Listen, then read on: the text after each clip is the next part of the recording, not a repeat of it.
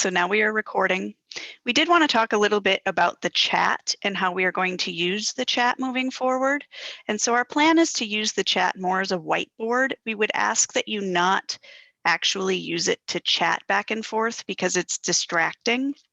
And we would just like to use it to be able to maybe do some activities, or if there's a link that you want to share and you want to put it in the chat, that's fine, and we'll do the same. But if everyone is all right with that, that is what we had kind of discussed as how we want to use the chat. Is that all right with everybody? Give me a I just have a question about like when there's like the lulls in conversation and figuring out like how to make space for each other, and like I'm just wondering if the chat serves any function there in like putting questions and things in the chat sometimes, or if like I don't know how to really manage it. It seems like kind of comes up sometimes.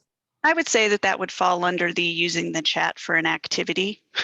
Maybe we can feel it out. If we need to use it, we can. It's there. But yes, if we could keep the actual chatting and chat to a minimum, that would help move the experiences along a little bit easier for those of us who are presenting and what have you.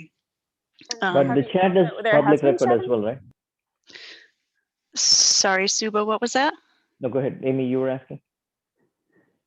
Oh, Subba asked if the chat is public record, which was yes before said. And I was just saying, like, is this coming up because you've noticed that you think that there's been chatting in the chat? Because it hasn't seemed to be a problem so far. There has been chatting in the chat during meetings. And we're not even saying necessarily VAC meetings, but just all of us who have used Zoom in the past have had the experience of the chat detracting or distracting from the meeting as it's going on. So we're just setting this ground rule so it doesn't become a problem. Okay. Cool. All right, so I do want to let you know that the mayor will be joining us around noon, and Councilor Fagin will be joining us at 2. And I will turn it over now to Brian. Kick it off. All right, folks. So welcome. Thanks, everyone, for taking time out of your Saturday to be here. I'm sure we all have other things that we would normally be doing otherwise. So in front of us right now, hopefully you can all see on the share screen, is the agenda for the day. It's broken really into 2 parts. We've got a little bit of a break in the afternoon, but our main break is going to be at 12:30. And previous to 12:30, I'd like to think of that as us sort of figuring out who we are, what our own rules are going to be, and what we think about stuff that's happened in the past. You know, the readings that were, or the links that were sent out by Shannon earlier with previous versions of the community vision and other people's visioning processes, things like that, discussing all that to lay a foundation for the afternoon. And then the afternoon, we'll get into, well, first up, we'll start off with what's called a tensions exercise. And I haven't done one of those before, but Sarah had that idea and showed us what it was. I think it's going to be great to get a better idea of how we want to approach this visioning process. And then we'll conclude at beginning 2 o'clock talking about, okay, so now what are we actually going to do? And so the goal for the retreat is going to be to establish sort of our larger guiding principles in terms of what we're doing. It can be fun to get into details, and I'm a detail-oriented person, so I have to watch myself on this too.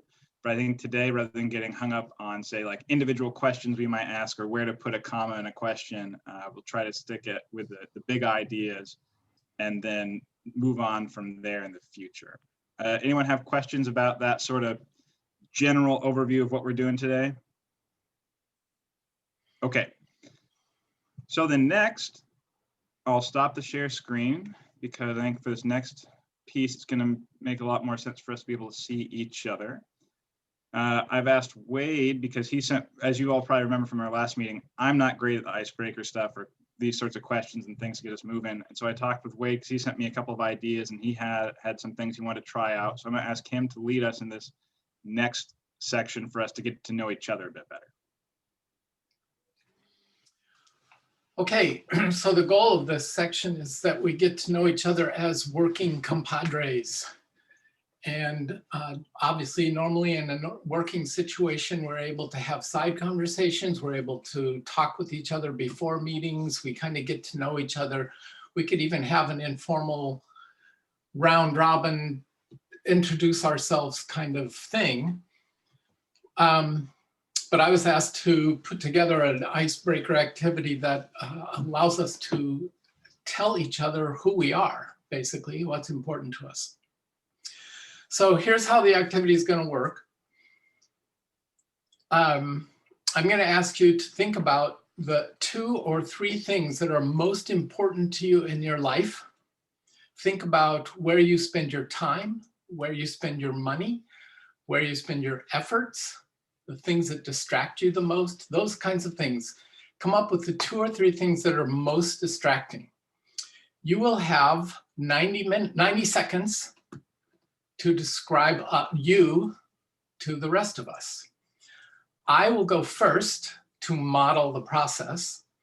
I will also be using a system of timekeeper device. Put this up at 30 seconds. That's green. Yellow up at 1 minute. And red up at 90 seconds. So you can keep track of your time.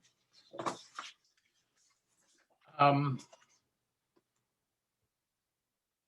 to think if there's any other instructions. Oh, I'm going to model and do the first 90 seconds so that you know kind of what we're talking about.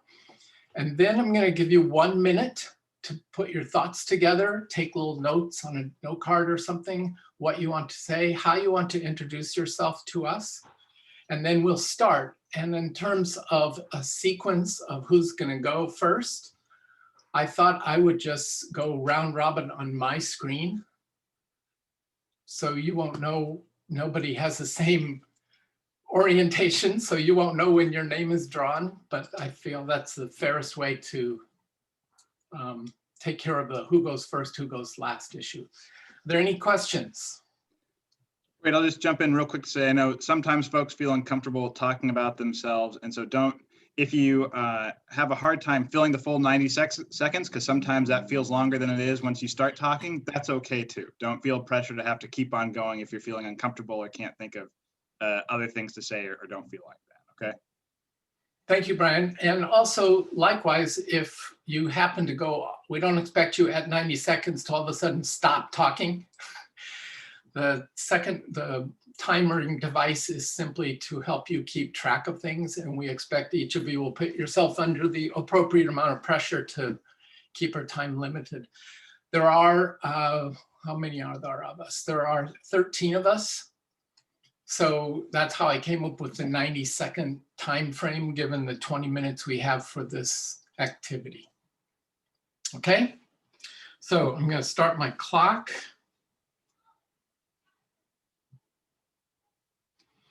And I will begin.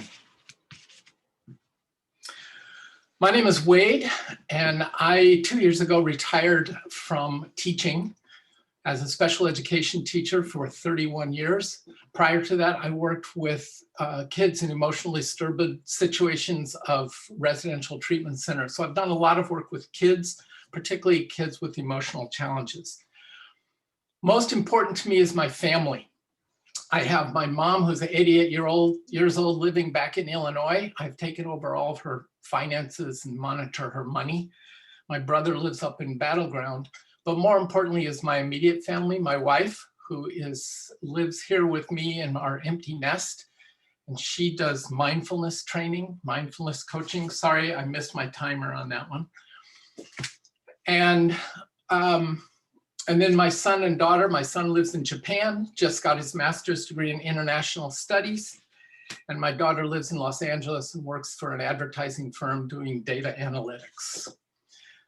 Besides my family, probably the most important thing in my life is my work. While I was a teacher, I developed a reading strategy to help struggling readers learn how to read better. And I've since written 2 books in that, and I do lecturing on that, as well as I'm developing a class with the Beaverton Library to present that to help other people. And so that's occupying much of my time, and that's it.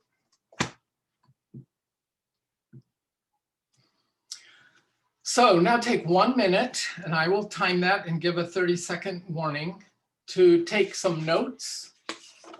And Shannon, you will be first when we get done with that 1 minute.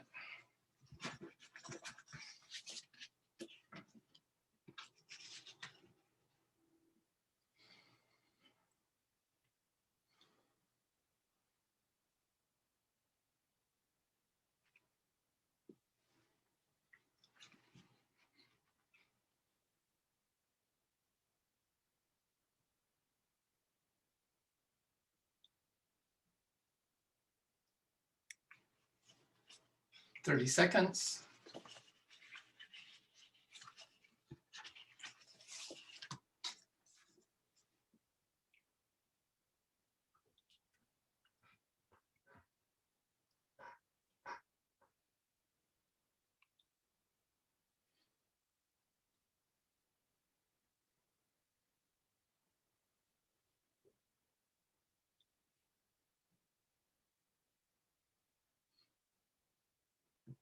One minute.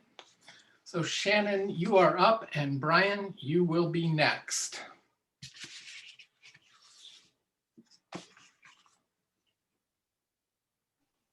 I'm drawing a blank. Wade, can we come back to me? Brian, you ready? And Subba, you will be following Brian then. Can I begin? Go. Okay. Well, you all know my name's Brian already, and I've enjoyed working with all of you. I'd say the two most important things to me are family and community improvement. I think family is, for the obvious reasons, I imagine that's probably in a lot of our tops. I'm lucky in that most of my family, including my extended family, is in the Portland area, and we're very close. And so while I haven't seen, especially, cousins and aunts and uncles and folks a lot lately, we still do like Zoom card nights and things like that. And so I'm very close with those people and fortunate to have them physically close to me. Then in terms of community improvement, both through my work and volunteer activities, I just really enjoyed doing things that engage in the place where I live. And so, things like the VAC, and prior to working in the law, I used to work in politics. So I have a lot of friends who still run political campaigns and things like that, and like going out knocking doors and getting on phones and talking to people and helping them with their town halls. And so it's a lot of fun. And then at work, I really dig into the community in a whole host of ways. Because as a DA, we work with witnesses and victims and people that span the spectrum of all sorts of socioeconomic backgrounds. To help them resolve, really what it is conflict resolution. And these conflicts are really very serious. And so you're dealing with folks normally on some of the worst days of their lives. And so being able to be there and help them through official processes is something that can be very rewarding, even though it is difficult work and challenging. And so that's it. Thank you very much. So Subba, you are up, and Amy Johnson, you will be after Subba. Okay, starting now. Hey, Go. Subha, I'm originally from India. I've been in the US for 38 years now. I came here for grad school and ended up settling here. I'm engineer by training. I like, my passion is running. I do a lot of that and got a lot of that in during the lockdowns. The other hobbies are reading, movies, back when we used to have movies, and travel, back when we used to have travel. Someday we can get back in there. I, of course, family. I come from a huge family, and I'm very connected to all of them, and we stay in touch. And I have friends and family all over, and we travel a lot and visiting them as well. And you guys know that I ask a lot of questions and have a lot to say. And I'm naturally very curious, and I like to engage and learn more about people, cultures, and things, food, all sorts of things. So I have a lot of a variety of interests, and I ask a lot of questions just to learn, and that's just my way of interacting and being engaged and being involved, I guess. And so so expect to hear a lot from me in these meetings. And I yield the remainder of my time to, okay. So Amy Johnson, you are up, and Rachel, you are after Amy. All right. So hopefully I don't end up taking too much time. Let's see. So I'm Amy Johnson, and most important to me are my family and making sure that we have a livable future. So addressing climate change. And I do have my my daughter. I'm carrying her right now. So and walking. So I'm sounding a little bit breathless. That's why. But yeah, I'm studying environmental science. So another big thing that I put my energy into is my studies. And you talked about like anxieties and things. And one of the things I was just thinking about today is like, I feel anxious about the visioning process because of what happened with the charter change in Beaverton. There was no community input at all in the process. And that's a really serious decision to change our form of government. So I just wanted to put that out there because it's been weighing on me all day. And to me, it feels like the elephant in the room. So that's all I have to say. Very good. So Rachel, and then after Rachel is Amanda Clark. Hey everyone, I'm Rachel. Things that are most important to me are family. I also have a young child who's about to turn 2, which is really exciting. So that obviously is a big part of how I spend my time. Similar to Amy, like another big thing close to my heart is the climate crisis and what to do about it. So one of the things I've been working on is figuring out how to get involved with like both like writing letters locally as well as getting involved with like the neighborhood association that Beaverton has for the different neighborhoods and figuring out, you know, what can we do as like a neighborhood to address climate change. Beyond that, I think one of the things that I've been thinking a lot about in terms of like distractions is like balancing how much like rest to get and making sure I'm not burning myself out versus like not getting all I want done, which has been challenging during pandemic times. I was just listening. I also really like podcasts, and I was just listening to Fresh Air, and one of her guests was saying like one of the challenges right now is like there's just more things in the household to pick up right now, and it's harder to get all that work done, especially in like a family context. So yeah, balancing rest and life has been definitely a thing this pandemic.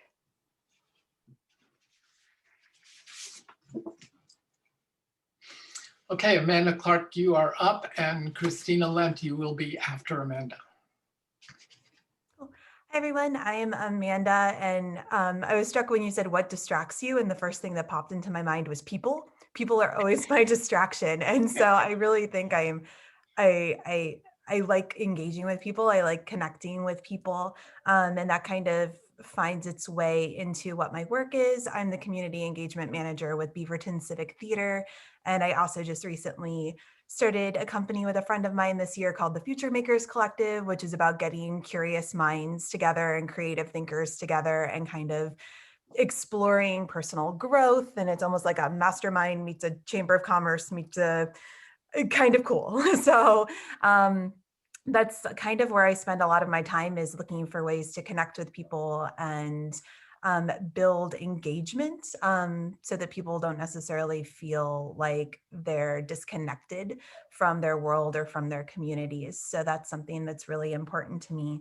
And I think that overall, something else that distracts me is being multi-passionate. So I really am engaged with lots of different things, and I like seeing how they all connect together.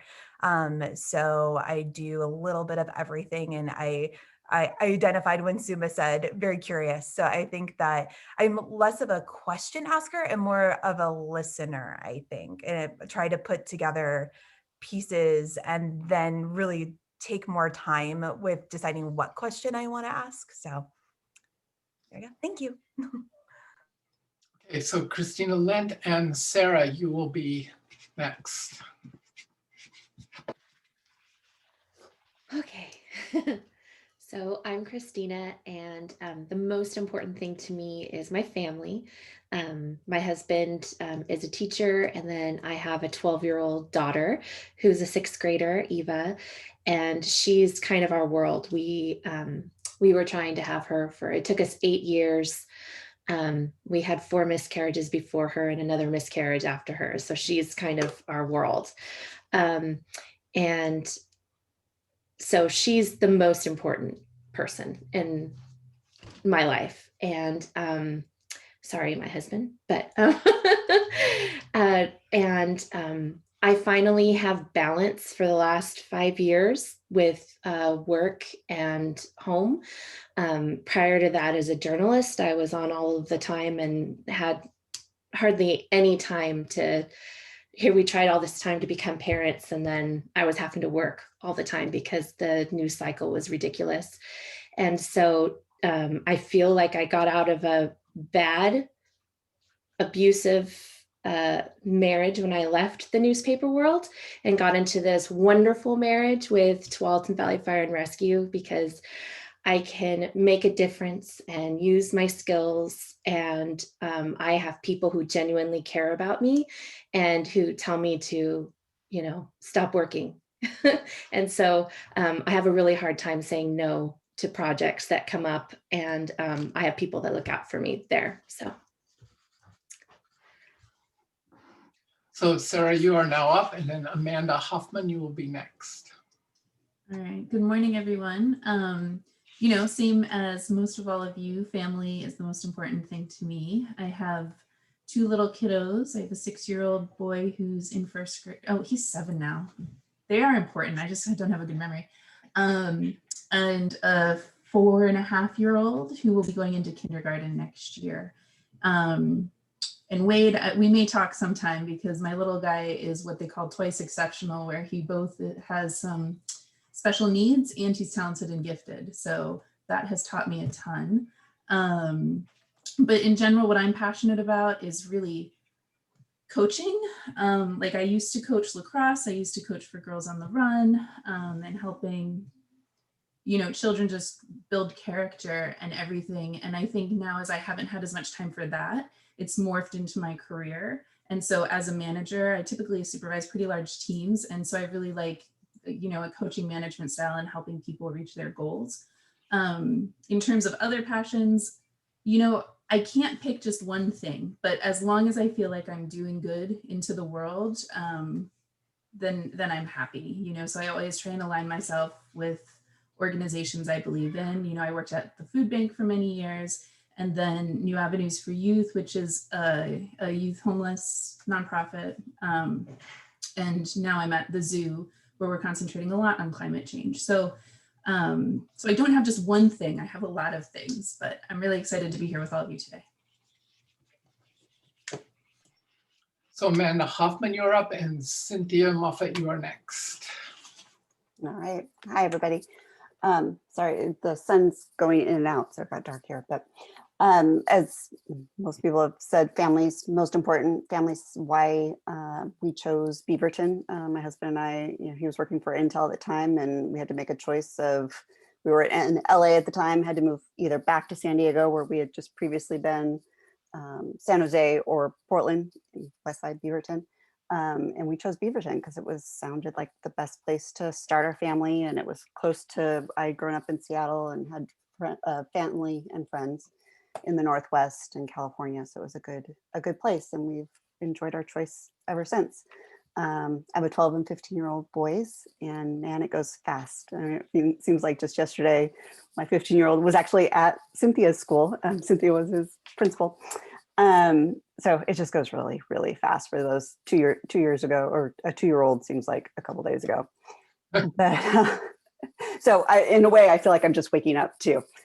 Now I have time to spend some time in other places and on me a little bit, concentrate on career again.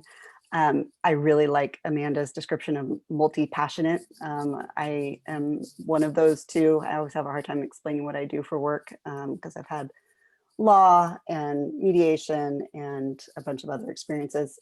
Now I kind of think my expertise is helping people through really complicated bureaucratic systems, whether that's foreclosure or licensing or immigration. So thanks. So Cynthia, you are up, and Jen, Christy, you are next. Hey everyone, my name's Cynthia Moffett. The most important thing to me is my son. I have a 16-year-old. He goes to Beaverton High School, and every decision I make personally and professionally and from a volunteer perspective is thinking through the lens of him. How do I improve his world? In my work, I am, as Amanda said, I'm an elementary school principal in Beaverton. I've worked for Beaverton School District for 18 years now. It's been a long time. And I, my biggest passion professionally is diversity, equity, and inclusion. Some of you have mentioned climate change, and I see how that impacts different populations differently. Same thing through healthcare, through social services, all of it. So all my volunteer work is with the lens of DEI, and my work professionally is through the lens of DEI, and happy to hear about all of you. I'm done. Thank you. So Jen, you are next, and then Cameron. All right, hello everyone. So like everybody else, family is definitely the very most important to me. My husband and I have been married for almost 15 years. We have 4 kids. They are 13, 11, 9, and 7. My parents moved here last summer to be close to us, which is really awesome because we've lived apart for the last 6 years. So it's really great having kids having their grandparents nearby. So we're just having tons of family time because we're in a bubble together. And then the other thing that's really important to me is having meaningful work. Like most people, you know, where I can contribute to spaces that are more inclusive, that are more creative, that are more thoughtful about how we engage with each other and with really all of creation. So I started a new job 3 weeks ago, working for the mayor, and getting to partner with Shannon on other stuff. And it's been really, really fun. I'm really enjoying it. Before that, I was teaching as an adjunct for 2 universities and writing and doing a little speaking back when we used to do things in person. I used to work for that university full time as a chaplain and also as an adjunct faculty member. I worked for the city a couple of years ago, worked for a church here as a pastor. So I've done a little bit of a lot of things, but I'm really happy to be here. So Cameron, and then Shannon, you will get your opportunity. Hello, everybody. My name is Cameron Artifa. I'm by profession, I am a CPA. Before I became a CPA, in my previous life, I was a geologist. And I have 2 specialties. I did my master's in environmental geology, and totally different field is petroleum explorations. So geology and petroleum explorations are generally not very much combinable, but that was my specialty, was in my previous career. Just like everybody else, family is most important. And I combine, to me, family, community, and the work, to me, they are all intertwined. Because this is the education gives you the profession you choose and the community you serve. And then as a community, we feel, and I feel that it's my responsibility, that community who's providing my livelihood, my lifestyle, I have to pay back to that community. And in that perspective, I have been involved with, from the beginning of my professional career or my adult life, I was involved with when I was Oregon State University with the various organizations. I was in the Beaverton School Budget Committee. I have been part of the WAC. I have been actively involved in my CPA organization. And most important I'm proud of is my daughter, because of my involvement in the community really helped her. And she got involved, and then she became Mayor's Youth Advisory Board. Now she just finished her master's in human rights. So that's, I feel their goal is accomplished. So Shannon. Thank you for letting me get my mind together. So most important to me, I would say, are my friends and my significant other. I'm not very close to my family, so I can't add them to my list. And also in life, diversity, equity, and inclusion has been my focus. Like many of you, I have done many, many different things in the past, but that's been a common thread that kind of ties them all together. So I do have experience in healthcare, and I was an emergency medical technician. And with, I do relocation training for mostly youth and their parents on adjusting to new cultures and new situations and teaching them about where they're going. I also obviously do events for the city, and I have history in education and photography as well. And I've done a lot of things with surveys and data collection and community building, which are also very important to me. As far as like distractions, hobbies wise, so positive distractions. I enjoy reading and hanging with friends and playing tabletop games, and I'm a big Lego fan. So I do a lot of Legoing on my free time. So yeah. Well, thank you, everyone. I don't know about you all, but I have so many questions for so many of you. That was exciting. And I wish we were together in a more social environment that we could actually follow up with that really fun information. Brian, back to you. Thanks, Wade, and thanks everyone for sharing all these things. I think it's helpful for us to start to get to know each other. So next, talk about the goals for the day. And I gave sort of an overview of what my thought was what we should do today, but I want to hear from you all too, either things in addition to that or details you want to add to some of the goals that I set for us as well. One thing I hope we'd get at the end of the day is a kind of a clear picture of what we want to accomplish by the end of the year. Mm-hmm. And I'm writing these down as you all speak, so I've put my head down. That's what I'm doing. Feel free to keep talking and saying things. Well, I'm a big picture person, so I guess the goal that I have for today is get a sense of kind of maybe from a calendar perspective. It's like what's going to happen, what are we going to be engaged in happening over the next 6 months and a year and 18 months, and not necessarily the details, but I need the big picture to help me organize my brain. I want to make sure that we walk away with something tangible. And we do have the council roundtable coming up at the end of March. So as we're talking, I'm going to be drafting kind of a sketch of a presentation to get your input on it at the end so that we can walk away with something really tangible. I was really interested in those questions that were sent out in the email. I'm not sure that I saw where they were going to end up in the conversations, but about like what types of processes we've seen that we've liked. I mostly can think of negative examples where the city has not engaged people. So I'm having a little bit of trouble figuring out good examples, but it would be useful to talk about that and talk about challenges we've seen before in the city's lack of engagement or attempts to engage community. Definitely, and I think we're going to do some of that in the warm-up share prep work. I think that's part of what was intended for that.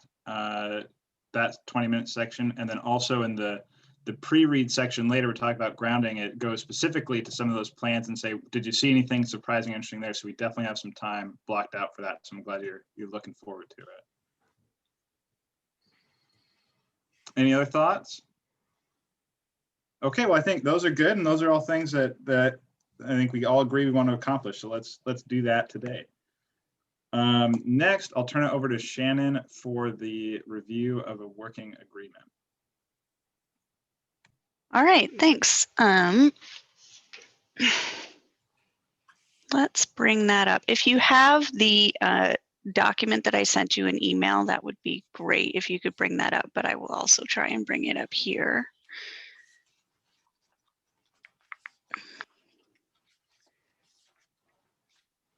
Where is my share screen button?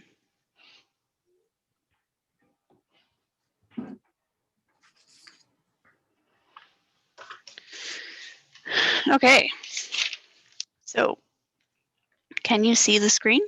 Yes. Yes. Excellent.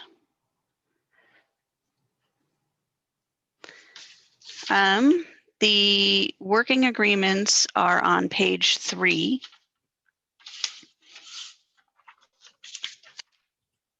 So we'll go there. These are the agreements that already existed. And so if you want to take a look at them, I'll read them out to you. And then if there are things that you would like to add or take away, we can do that too. So what we have is keeping comments on topic, encourage everyone to communicate and contribute, keep contributions relevant to the VAC agenda, not our individual agendas, listen to one another, refrain from repeated comments once they have been acknowledged, allow one person to speak at a time, be curious, caring, and open-minded, allow non-VAC members an opportunity to comment at the beginning and end of the VAC meeting, communicate new topics, issues to the chair no later than 2 weeks before the meeting, allow the chair to determine the agenda items for meetings, and keep a parking lot of proposed topics and issues. So is there anything that you'd like to change or add to this list that will help us be successful and effective as a team? And also, by way of context, these are all items that we came up with in January of 2018. So these aren't city mandated working agreements or anything like that. It's what this committee came up with 3 years ago. So it's totally amendable to make it work for us. I feel it's very comprehensive and very well written document.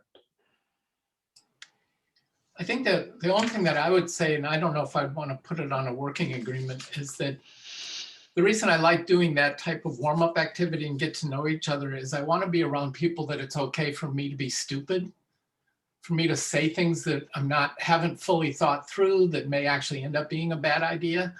But I like to be around, I like to work with people that allows me to explore the full gamut of ideas, and some of them are not going to be good, but some of them will be good. And so that's why I like the comfortability of being with people.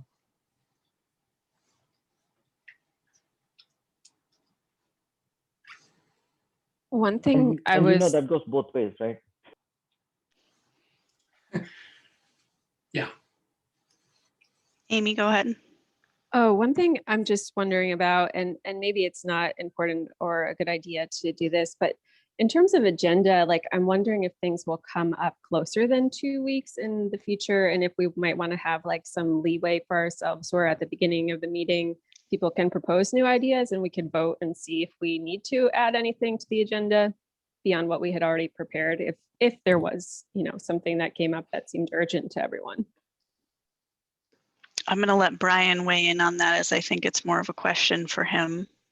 Oh, I think we should all be able to set agenda items as we feel is appropriate.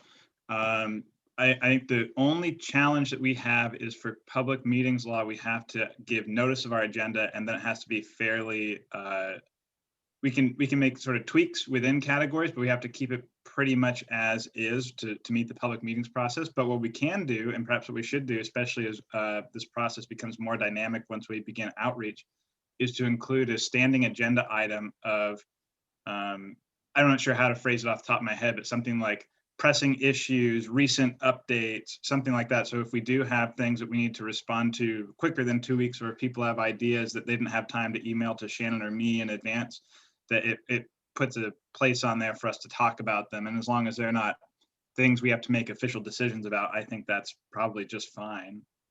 Is that what you're talking about? Make sure I understood you.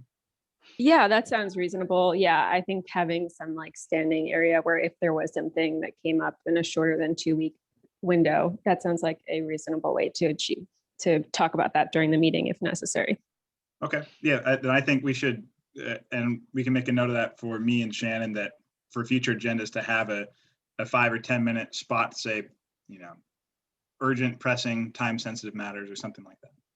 I do have something on there that typically is discussion and actionable items, and that's at the end of each agenda when possible. And so that's kind of what that is for. It's for whatever we need to wrap up or maybe mention and talk about before we move on to our next meeting and maybe add to the agenda for the next meeting. So good point, Amy. And we will definitely make sure that there is space for that. I think one other thing that I see come up in a lot of workshops I'm in is assuming positive intent of each other and tending to your impact. I'm writing it down. I understand what you mean by positive intent, but I don't understand the other part. I think that's vocabulary I'm not familiar with. Sure, tending your impact just means, like, as you're saying things, you might unintentionally be hurting someone. So just being more thoughtful about your opinions and the way that you're speaking, so as not to be offensive or undermining people. I'm not sure if that's the best explanation, but I think, yeah, piggybacking off of that, Sarah, the other thing I've heard is, like, definitely, say what you think, but also be open to, like, hearing that you've hurt someone, and, like, be open to, like, that feedback. That I think that's, like, one of the big things. Like, it's okay to make mistakes, and we just have to be open to that feedback when we do get it. Thank you for being more articulate for me, Rachel. Can we take this off the screen so we can see each other's faces? Sure.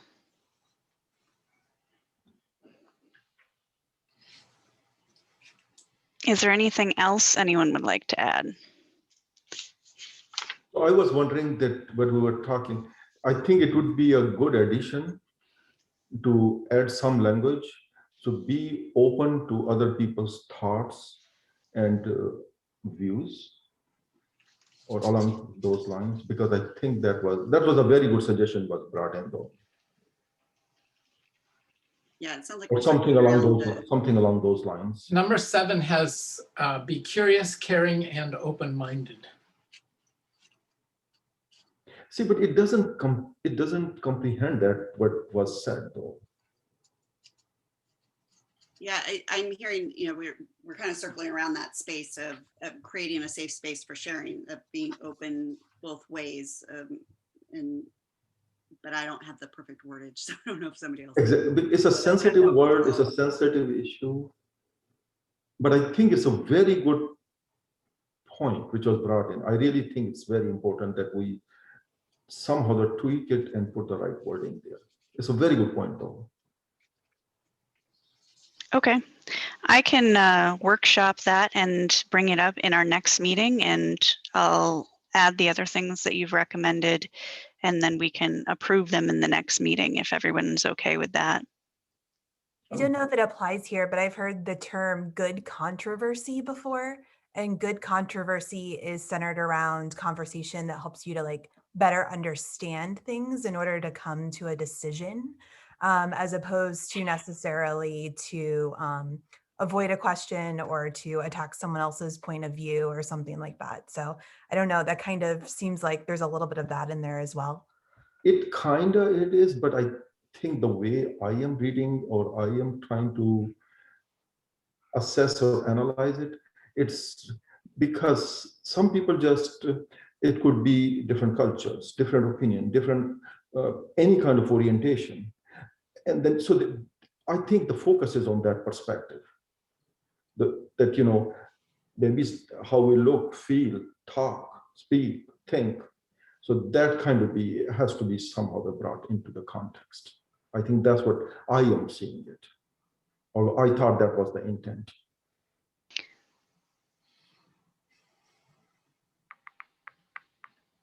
So are you asking for mindfulness around cultural influence of others' culture as well as your own culture? Is that what you're looking for? Along those lines, culture, and it's not only culture, it's anything.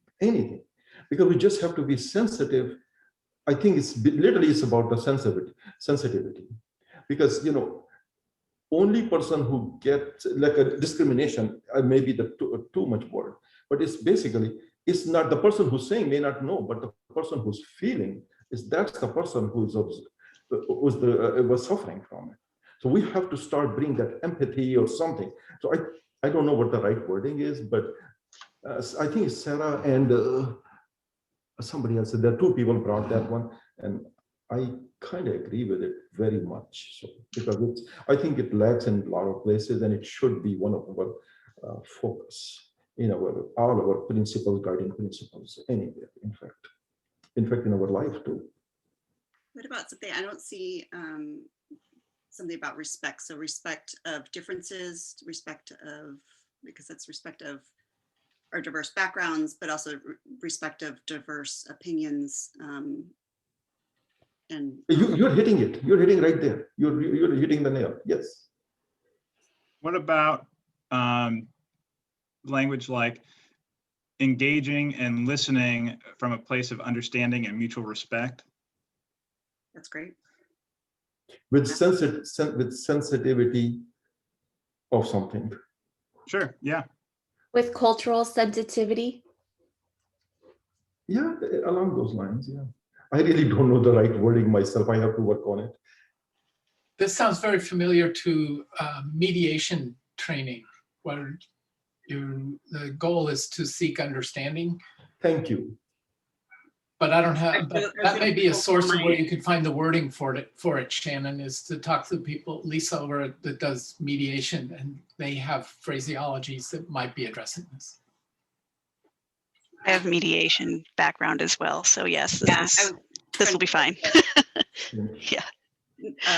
Agreement, the mediation agreement, and see if we had some wording in there, but I can't pull it off. That's an old copy. I mean, so just it's usually something about, I mean, I think that's where I pulled the respect of diversity, so right, respect of people's ideas when sharing. Yeah, so currently I've written mindfulness of cultural influence, context, and impact of self and others, respect differences and diverse perspectives, and engage in listening from a place of understanding, cultural sensitivity, and mutual respect. How about, that's very good. This be respectful and open to cultural diversity and cultural diversity and opinions. Mm-hmm. Along those lines. Okay.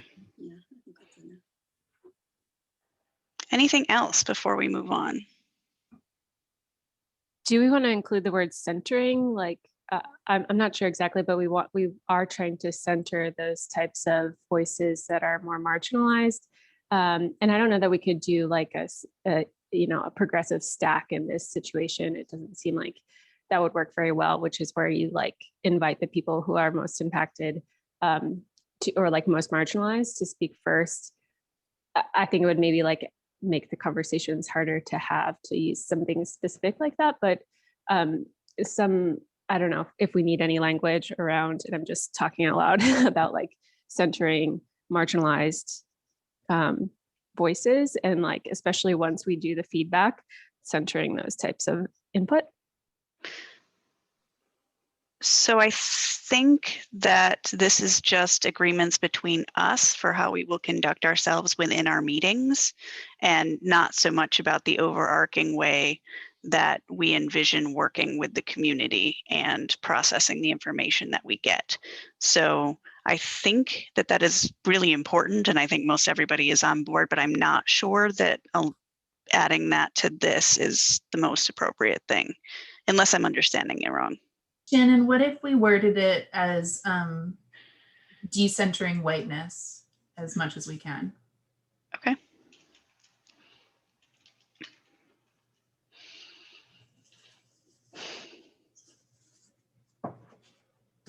But that should be the and it should be the wording there though, please.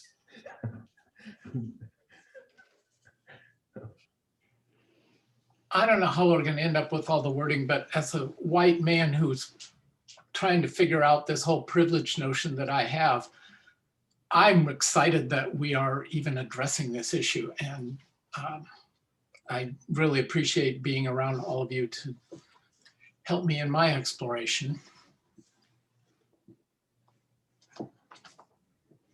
Thanks, Wade.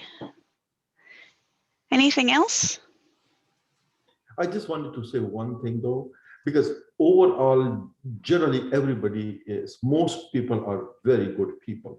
But sometimes when we're bringing these little things, so that just reiterates, that just gets us reoriented, refocused. That's all what it is, really. Because generally, majority of the people are very good and caring and loving.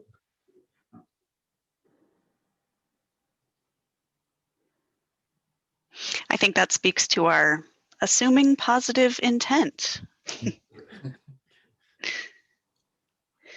Okay. One last call, and then I'm going to move on. All right. I will write those out, kind of make them polished, and then present them in the next meeting for your approval. So thanks for your input. That was very good. I'm going to hop up to give you some announcements here. Just real quick. Let me see. I'm going to share my screen again so I can show you the postcard we sent out.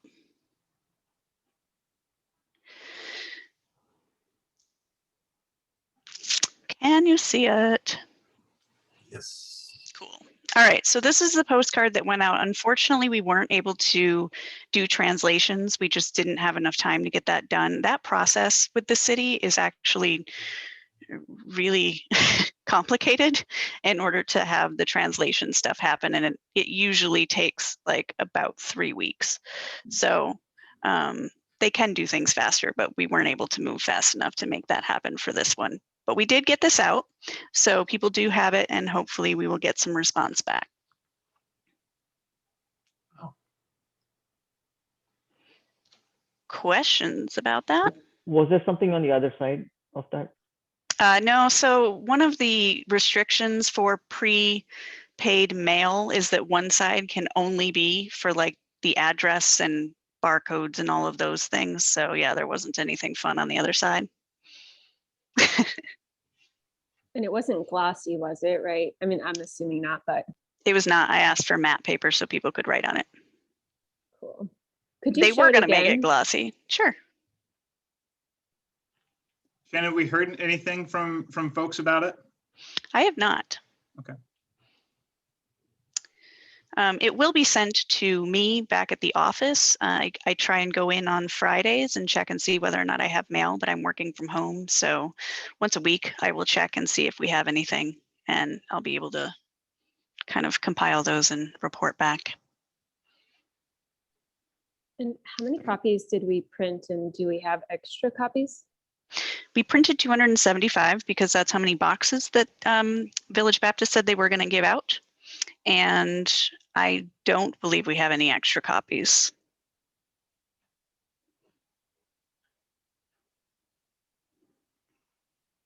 I'm going to stop sharing again if that's okay. Cool. I was wondering if, even though we had to turn that project really quickly to have those postcards available, in the event that we have another opportunity that comes up last minute like that, is it possible to still get it translated so that we can be ready for next time? The best way to do that, to be honest, is to have somebody here translate it the best they can and then have it reviewed. That's a lot easier than sending it to be translated or interpreted. For whatever reason, it moves a lot quicker when we try and go that route. So if there's anyone here who's comfortable enough with their multilingual abilities, then that could be helpful to us to move things faster in the future, but there really is no way to make things go a whole lot faster. I mean, we might be able to turn it around in like a week and a half if we really had to do it. But yeah, it's it's difficult to have that go. There's just a lot of things that need to be translated by the city, I think, all the time. And we have a limited amount of translators that we work with, and we have quality control. So we're only allowed to use specific translators. We can't just find people within the community who are multilingual and have them do it for us. It all has to go through that one specific channel. It does make things harder, but yeah, for quality reasons and to make sure that we are respecting other cultures and putting things out that actually are well thought out and translated correctly is kind of important. So Shannon, you said if we can get it kind of translated, it would make it go faster, and then we could get it to the professional translator? This is what I've been told, yes. And so also, hopefully. Would it be cost prohibitive or something we can't do to get it translated in advance now, like put in a request now and then have it ready for future use? That would be excellent. So if you know what you want to do and you just want to have things kind of in the can that we can go to and add to stuff, that would be really smart. Great. Then So what if I you're would able to encourage, do that, then yeah. What I'd encourage us all to think about between now and the March meeting is take a look at that card since you all have it and think if there are changes you want to make, or if that's sort of going to be our default for if we have a quick opportunity to hand that out, is that what we want? And then if we can finalize it, then ask for that translation in advance so we're ready to go. But now we're at noon. And so I'd like to move forward unless there's anything particularly pressing. Okay. The only thing was that we wanted there to be an online option and there wasn't. That's the only thing I'd like to say. I think that was also a time issue, and I agree that that's really important. And so perhaps in the March meeting again, once we decide this is what we want, this is the language we want, then make that request also. Thanks. Did you say that we already have a copy of that card? I don't think I have one. I thought Shannon, didn't you email it out? I emailed it to you and Sarah. I did not email it to everyone at large. I can though. My apologies. Yeah, if you could do that, that would be great. That way folks can see it and think about it. Sure. So is it too late to get it translated? Is that what we're saying? It's too late for that event. Remember, we had the event on February 12th that we had to get it to. And so we had about a 1 week turnaround. And so that is too late for that. But if we all agree that we like the language and all the other stuff, then we could request it could be translated now so it's ready for future events. Okay, cool. So noon, we previously on the agenda, I'm going to share the agenda screen again so that way you can see where we're at. Because we took a little more time with a few things than I thought we would, but that's okay because I think we had some important discussions. So the warm-up shared prep work and if you scroll down to the bottom of the 12 to 12:30 block, what stood out in the pre-read is very similar. And so I think we should just combine those moving forward. Now I know Mayor Beaty was planning to join us at around noon, and that's when we talk about current city trends. Shannon, do you know if we have an update on that? Because it right about that time, so I wouldn't want to launch into a discussion if she's about to pop in. It looks like Mayor Beaty says she is here. She might just have to be promoted as a panelist. Okay. Do we know how to do that? I'm not the best at these things. Let's see.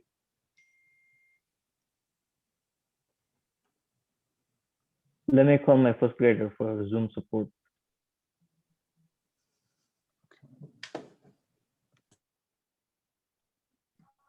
Oh. Welcome, Mayor Beaty. Thanks for joining us. Yeah, no problem. Let me know. I'll launch in whenever you're ready. You guys have a busy agenda today.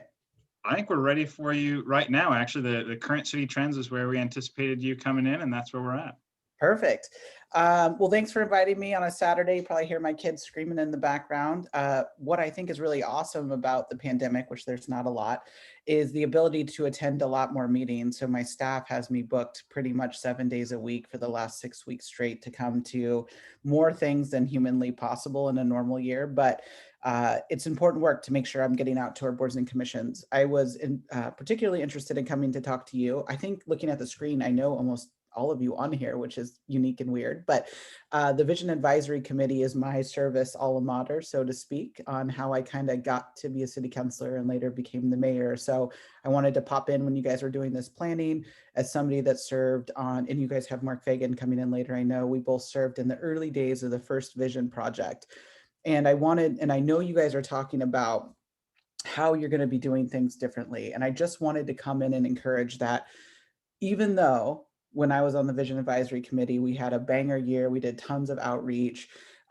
Years past and later, I've reflected about how did we do our outreach? Did we have the right voices at the table? Did we go with low-hanging fruit? And even at the time, our plan was, we won awards for it. It was really awesome. But I think back to all the events that I've been in and think about privilege and service and where we were, and even who we went out to, because we had connections, might have lended that we checked the box. We went to Muslim Educational Trust and talked to 2 people, but is that the most reflective voice of the Muslim community? Or we went to a Virginia Garcia event, which tends to get, I was a director at VG for years.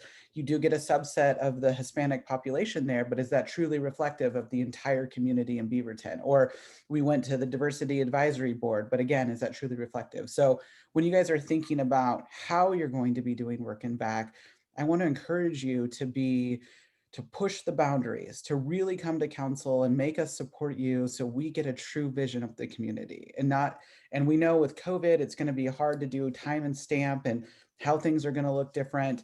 But we have a long history of letting boards kind of lead the way. So I just want you to be bold, think different, be unshackled with things of the past, because that doesn't work. And it might have worked 10 years ago, but it doesn't work now. And so I'm just more or less here to be your cheerleader and kind of be your inside the building ally to move things. It's challenging for staff right now. As you know, we went through a massive charter shift. And so I'll just give you a couple minutes on that. But we did change our charter and our form of government, and we have an interim city manager right now. So I started new with an interim city manager that moved here, is from California. So having to learn the entire city, our form of government, not the form of government, that's easily replicated, our uniqueness about Beaverton, other elected officials.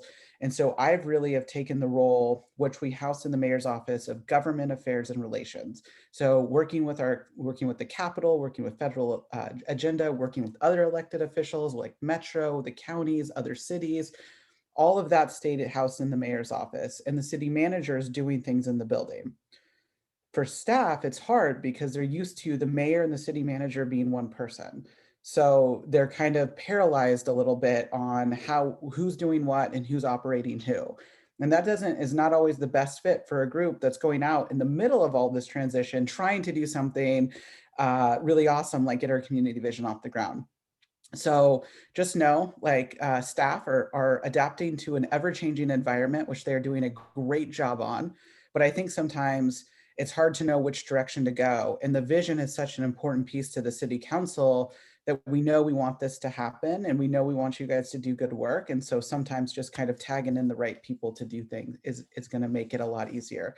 And you guys have an immense challenge to bring us a community vision reflective of the community during a global pandemic when everyone's remote. So I look forward to your plan, but I know the hard work is ahead of you, not behind you. I know they only gave me 10 minutes, so I have 3 minutes left. I'm happy to answer any questions. Mayor Beaty, thank you for taking the time to come this morning, or I guess it's afternoon now. As preparation for our retreat, we ask people to think of 2 questions or do a little research on either a city visioning plan that really inspired them, or a new innovative, creative way to do outreach. I wonder if you have either of those in your head that you could share. So I look at THPRD's vision that just went through right now. And I would say, while they were focused on, of course, park and recreation, let's not lose some of the great work that they did. So is there a way to absorb some of their community vision, which Holly Thompson that ran ours is now over there as their comms director. So no duh that they started a community vision project. So look at kind of some of the lessons learned from them, I think would be really important. And, I just ran a big campaign in a global pandemic. So I think for me, I had to think really differently And what I would encourage you to do the same thing. I mailed a ton of postcards. I called people. You know, I think meeting people where they are is an important, you know, before we were pretty passive. Like we would go to a farmer's market and let people walk past us and give us input, or we would set up at some community park and do the same thing. So you guys don't get the opportunity to be passive because there won't be people just cruising by you. So you're going to have to be really intentional about calling people, getting the right feedback, looking at neighborhoods that are often underrepresented, like 97005 Central Beaverton. You know, maybe you do some door-to-door canvassing of specific neighborhoods where we know there's census tract data that's out that tells us some of our neighborhoods that are maybe underserved more than 4. So maybe you do some creative work in like the Wonderland neighborhood or Central Beaverton, where you kind of go and do something. And Brian Powell, I think all of you guys know, has a background in politics. So he's done a ton of door knocking, can do a whole class for you guys on how to do that. So I also am happy to do that, but I think it's going to be a gritty process. You guys can't wait for people to come to you. I have a quick follow-up question to what you just said. So I don't know that much about like what communities might be under or overrepresented. How do we get that kind of information? Well, I mean, I think the Leading with Race report has a lot about census tract data in there. Hopefully in the next couple of months, we'll have new census data, but who knows? That's probably a long list, but there was a report, and let me think about it. I participated in it, and they did an analysis of the past one. So let me see if I can find it, but it followed the Vos neighborhood. They did a long look at the Vos neighborhood about educational outcomes was the topic of this study, but there's some good work in it. So let me see if I could dig that piece up too. And in THPRD, when they went through this, do they have some data, or can we leverage their experience and how they reached out and what worked and what didn't? Yeah, that's what I would do. And Nadia Hassan, our new city councilor, was one of the members participated in that. And so did Victor Sen, who used to work for the city, and I think might have been involved with back maybe before all of you guys, but maybe doing some informational interviewing, maybe some one-on-one interviewing between you guys and the Vision Advisory Committee from THPRD, and just even getting some lessons learned directly from them about, and they finished theirs right before the pandemic, but they also had a much larger 250,000 people radius that they were doing versus ours, which is 100,000. So. Subba, I have talked to Councilor Hassan and Victor, and also been in touch with Holly through email to try and set these up already in the future. So I'm on it. See, I'm just here taking credit for everyone else's work. I'm not very familiar with it. I know that maybe it doesn't make sense to get into what THPRD did, but could you give us like a highlight of why you think it was such a good visioning process? Because the demographics of theirs were much better than ours. So who was taking surveys, who was doing things. And so we didn't track that as much in previous reports that we did. We tried really hard to be like, let's go. I mean, we were doing things like going to the DMV and talking to people when I was on the vision aid, which, like, let me tell you, people are not happy at the DMV. So that's like, do not do that. It was the worst thing ever. We had a box out there, and like it was colorful. It was just some of the things we got back were just not awesome. So I think THPRD, they had much more of an equity lens. If you look in the document that I sent you, there's actually a page, page 4, and it will have links to, and they're now active links, the most recent one I sent you, to all of the past visions, updates, and annual reports, as well as the most current THPRD vision and the plans that the city put together that were based on the vision that already exists, so that we can review all of those types of things when we're making decisions moving forward too. But that would have easy access to all of that type of stuff for you. And I would also just think about, we prided ourselves in my generation of vision of like how many people we talk to. Like that isn't always the best barometer of success. So if you guys, like, we went really broad, but not very deep. And so I think you guys have a decision, which there's no cut in stone way. We've always done 5-year updates, but does it have to be that way? Or do you do a 1-year plan where you go a lot deeper into certain communities versus broadly across the whole city? So I think that's part of your guys' planning today, but I want you guys to talk through all of those things, because Just because it's the way we've always done it doesn't mean it's indicative of how we should do things in the future. We get trapped in that cyclical stuff in government all the time of here's the blueprint of how we've done it, so let's continue to do it the same way. Sweet. Well, I think I've taken up enough time. I know you guys are super busy. Just so you know, let me put my email address in the chat here. You can reach out to me anytime you have questions. We're also going to be setting aside a couple hours every other week for community members to have meetings with me. So if there's anything you want to talk to the new mayor about, if you email us, we can get you on a schedule and have a good conversation, and invite me to things that you guys are doing in the future. I think your work is important. Volunteering is so important. And you guys have some really coveted volunteer spots. As you probably have heard me in the past, we have no shortage of people that want to be engaged in our city. And so make sure that you're using these volunteer positions wisely and doing the hard work for our community. And I truly appreciate you guys are here on a Saturday, and it's one of the nicest days we've had in like 3 weeks, talking about how to make our community better through bringing people to the table. And I don't know a lot of other cities doing that. We're pretty lucky. So thank you for having me. Reach out to me anytime, and good luck with the rest of your day. Thank you so much. All right, folks. I forgot to ask her if everyone from WAC will get a turn to be a mayor. We're working on it, Subba. That's the next charter amendment. Okay, so we've got 2 remaining items before our 12:30 break. One is to go over the VAC vision statement, and the other is to talk about the pre-read. What I'd like to do, if no one's opposed to it, is to talk about the pre-reading materials now, since that sort of branches off from what Mayor Beaty had to say, and then either conclude with the vision statement for us to chew on before we go into the afternoon, or if we're really running short on time, to just lead off the afternoon by talking about the visioning statement.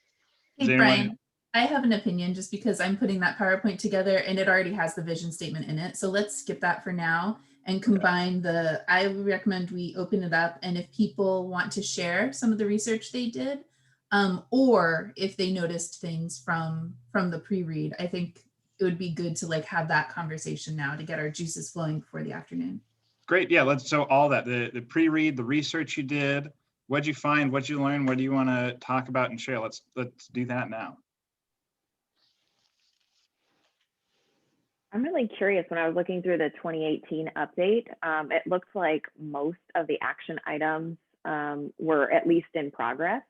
So I'm curious, like, I know that's on us to track it, but who has that like master list, and who's updating, like, to know when things have been completed, and what are the outstanding items? That's a really good question. And unfortunately, due to technology and COVID, we don't know. I can answer that actually, Brian. Okay. We do know? Well, sort of. So okay. We know where to get the information.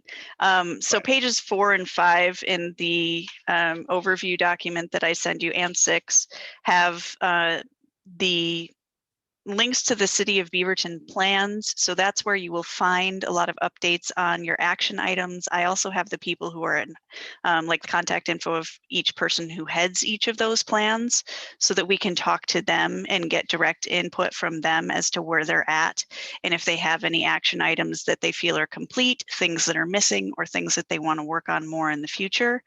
And then the boards and commissions at a glance, which is page 5 and 6, that'll tell you more information about all of the other boards and commissions that exist, and we can interact with them as well and find people on those boards and commissions that we can talk to find out if they have relevant input or information about the action items that currently exist, if they've been working on anything. And we also have the list of partners that we can reach out to. And we have 60 partners, but there's only 23 that are very active. So we can reach out to them too and get updates on action plan and where they're at with stuff. I guess what I was saying is we don't know where they're at right now because we haven't done any outreach to them since 2018. Oh, yeah.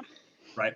And that normally we would have done it in 2019, but in that year we reach out in August and then compile these reports in the fall. That year there was a real tech issue, and when we emailed out the surveys, or when we thought we did, they didn't go out. And when we were calling and following up with partners, they hadn't received them, and so that got pushed back to the spring. And then COVID happened, and then like, well, we're going to do a new outreach year anyway, so forget it. So 2018 is the most up-to-date information we have as far as where those partners are in their action items now. So are we planning to write an update separate from or included in our new plan that kind of closes that out to say, here's what we did, here's what we didn't do and why, and whether we're rolling that into the new plan or? We can. We certainly can. I don't think there's a plan to do it or a plan to not do it. Yeah, one of the things I noticed in doing the pre-reading is in all of the plans, every plan has so many actions too. And I think a lot of that came from the vision document. And so I think it gives us an opportunity to think, do we redo that and still have all of those actions, or are we referencing other plans instead and we have big concepts, or do we do both? You know, I think there's a way. So that's kind of one of the questions in the tension exercise, how people feel about that.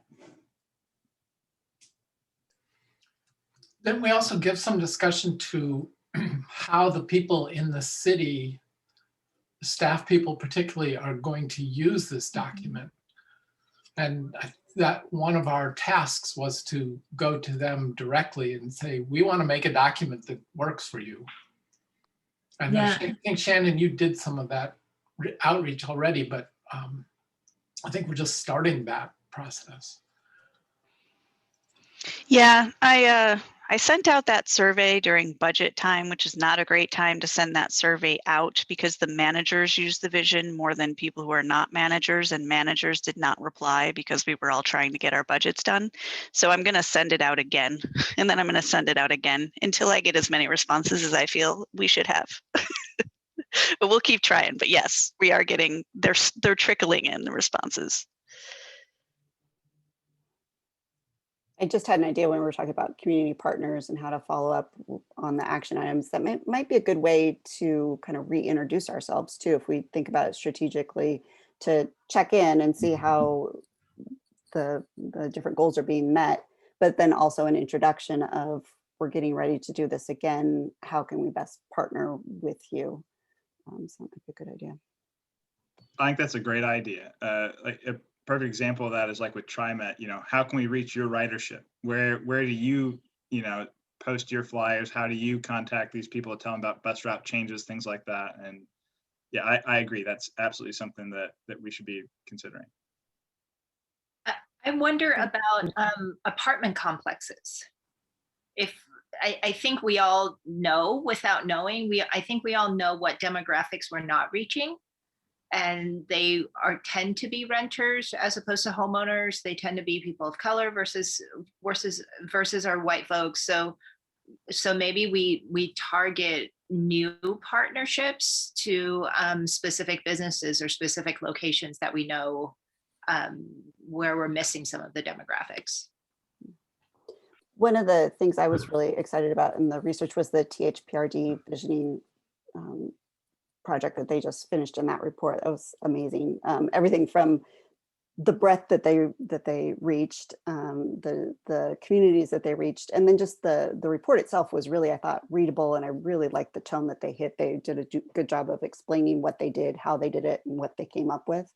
But the part that I was really excited about too was reaching out to youth and how much work they did in including youth from the beginning on the committee, but then also reaching out very intentionally to kids, you know, 7, 8, or even pre-reading kids by having them draw pictures up through high school. And then I think there's a big segment too of young people post high school, college, you know, you see them at the coffee shop, you see around and about, but I don't know how engaged they feel in the community. And I think that's a great group to hit too, to try to make sure we reach out to. I agree. And this, if folks want to talk about this question later, because it was kind of scheduled for later, but it really dovetails off of what Amanda just said. One of the things for us to talk about and think about is the breadth of our survey. One of the things that staff has posed to me and to Sarah is to have us figure out, do we want to have a survey that asks people, what do you want to improve in Beaverton wholesale? Or is it about only things that the city can directly affect? And I have my own opinions about that, but I really want to hear yours first, because otherwise I'll talk the whole time, because I have a lot of thoughts on this one. This kind of goes back to something I was going to say a little bit earlier when we were talking about the past plans. Is one thing that would be nice to have when talking to people about what we want to do going forward is to talk about the success of something that has happened in the past. And so if there are like success stories of this is the kind of input we received in the past from you or likes of you, and that's what happened to that input, and this is how it impacted the community or whatever. I think having some kind of success story would be a nice way to begin a conversation, I think. If I remember the THPRD process correctly, I think they spent a chunk of time getting open-ended input.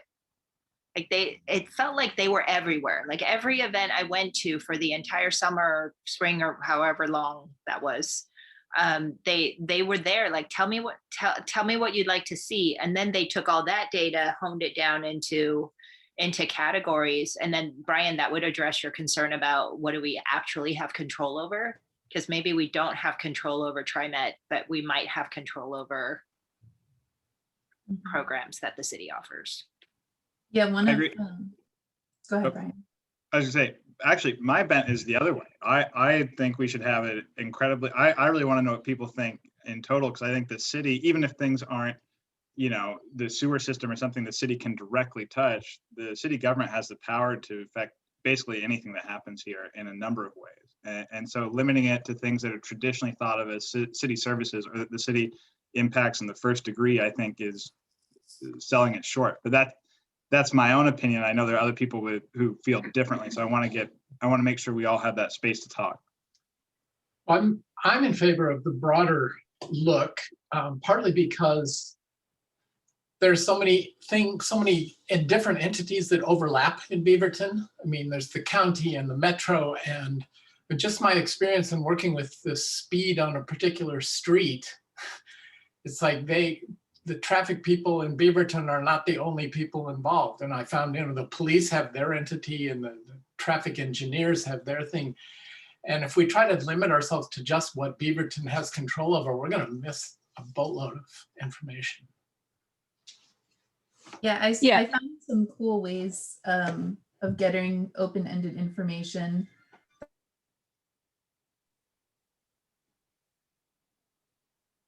Sarah, you froze.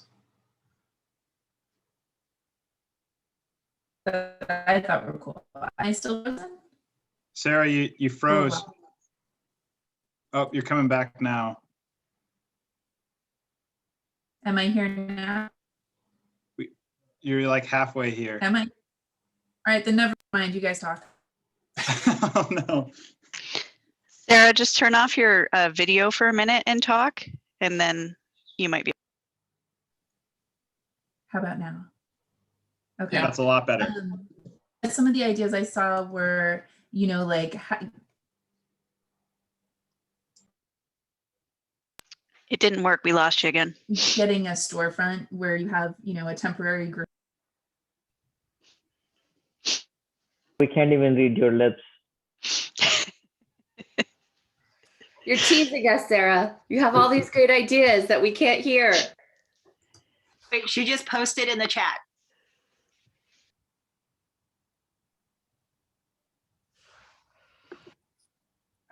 One of the things Brian, I agree, and like others have said, like go broad. I agree. I think it kind of lends, if we limit it, it kind of lends us to like people think like incrementally as opposed to like big picture, what they want to see changed. And similar to like what like new ways we can reach people. I was wondering if like maybe we can like partner with like schools and like maybe like civics classes and like get kids involved, like middle schoolers, high schoolers involved that way, and also that way like potentially like be able to have them like pass on that information to their parents and say like, hey, you can fill this out too. What I was trying to do is like think about like how can we reach a broad like economic group of people, like of different people who make different amounts of money, and schools, like public schools, seem like one of the best ways to potentially reach people and get kids more civically involved and seeing that like if they participate, their voice is heard. I don't know how we do that, but that was one of the outreach ideas I had. I think that's a great idea. And actually, I think distance learning might be a benefit to us for when I know I think Beaverton's doing a hybrid model, or I don't know what they're doing. Cynthia will know better than I do, obviously. I give the head nod, yeah. And so we may be able to jump in on some Zoom meetings or Zoom classes for civics classes much easier than having to physically go to a school. So I think that's a fantastic idea, and then connecting with parents that way. There's also kids need service hours, especially in high school and various programs, and it's really hard to get service hours right now too. So they're motivated to do stuff. I wonder about working with the community involvement department at Beaverton School District so that they could send out. I mean, they have a membership of 40,000 students or 42,000 students, so there's at least 42,000 people that you're able to reach who normally wouldn't. And I want to say, I know Sarah's mic was off, but I think she was talking about the graffiti idea. Like you use like chalk markers and write like, what would you like to see in Beaverton? And then have that up for the day. And then at the end of the day, like take pictures of it. Like the survey doesn't have to be a paper pencil or an online thing. It can just be like, here, write it in chalk, write it in marker, write it. And then we can capture things that way. And a lot of schools do that. First day of school, what do you hope to see by the end of the year? And then you revisit it at the end of the year as a quick visioning thing. But we could do some outdoor cute, like creative things, and people could draw what their wish is for Beaverton. We could do that, like farmers market's coming back, right? Or like, I think it's already partly back. Mm-hmm. Farmers market's back. We also have the Mayor's Youth Advisory Board that we can use as a conduit for contacting our youth, and they've actually done some outreach already to find out what issues are important to youth. I will see if I can share some of that with you. I'll ask their liaison. But yeah, that's a way that we can reach out as well. That'd be great. And we're coming up on our 12:30 break. I want to make sure we all have that because being on Zoom for too long is mind numbing. But before we go, it sounds like most folks are in favor of approaching the outreach process with a more broad lens than just things that it's clear the city directly impacts. Does anyone have a different point of view on that they want to share before we move forward? I just want to add that it would be good to use that to help to advocate in those various forms of government. I think we definitely should. Great. So it sounds like we're agreed. That's great. So with that, unless anyone has anything else pressing, let's take a half-hour break, rejoin at 1 o'clock for the tensions exercise. Okay, see you all then. I'd recommend that everybody just turn off your video and mic. That's the easiest way to go away for a while.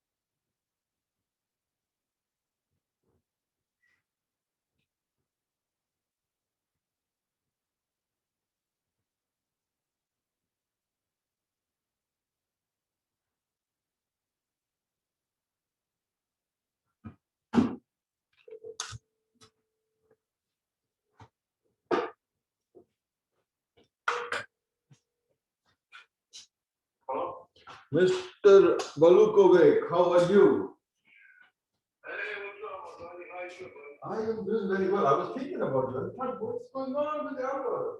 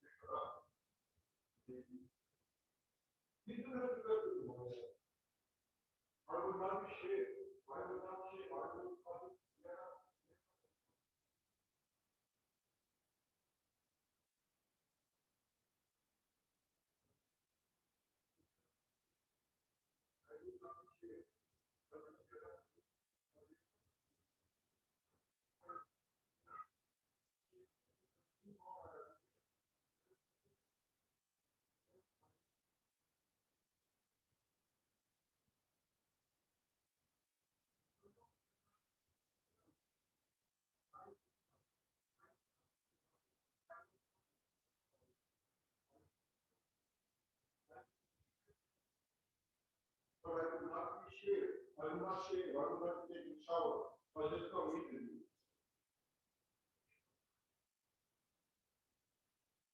We can do one copy.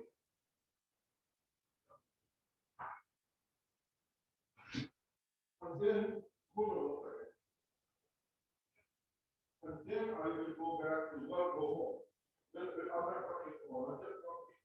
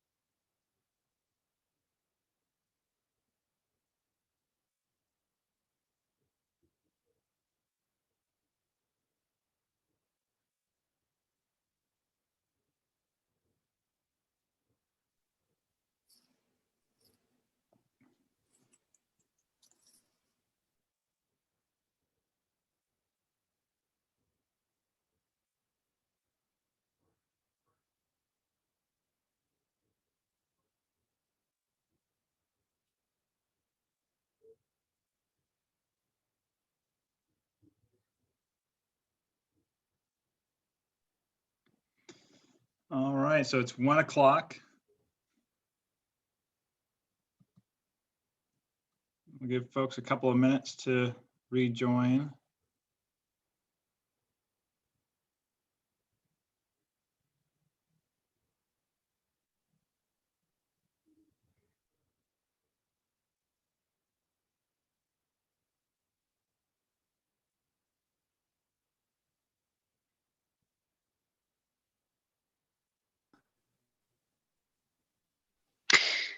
I didn't have a chance to mention it earlier, Brian, but March 20th, there is an in-person event for the Kurdish event that I had mentioned in the past.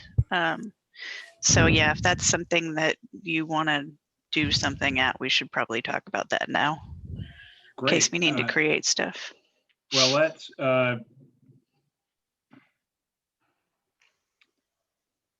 it's on the 20th.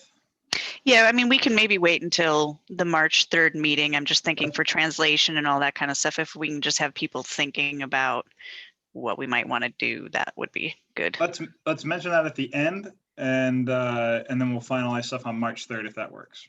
Yeah, sure. Great. So Shannon and Brian, can you guys hear me now? Yep. Yes. Okay, phew. I restarted my computer, so hopefully the internet gods will smile on me. I don't know. It couldn't handle your awesomeness. It was just too much bandwidth for it. Which is why my computer always works fine. I do kind of agree with Shannon that like we probably need to start on the process of creating that if we want it to be translated in time by the 20th. So we do kind of need to make a decision today, I think.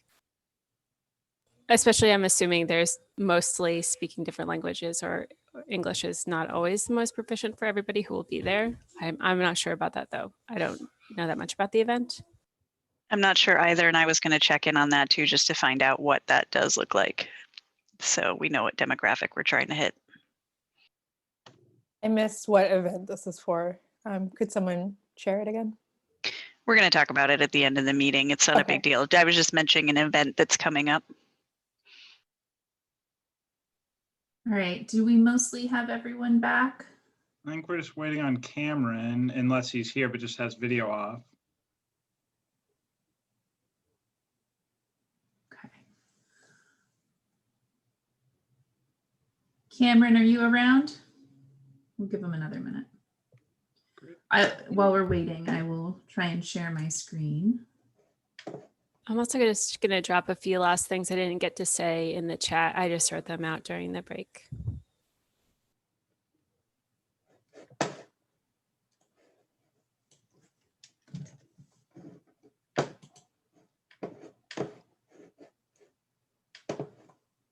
It's weird. When I share my screen, I then can't see the chat. Oh, wait, can I? Okay, I can, but. Yeah, I find it very hard to present virtually. There's a lot of moving pieces. Yeah. Okay. Did we lose someone? Ooh, Cameron, and then was there somebody else?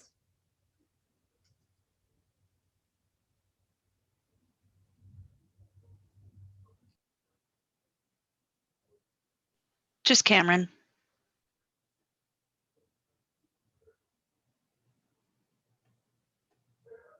Yeah, thank you, Amy, for those comments. That's really great. And Google Docs is a good way to kind of workshop things together.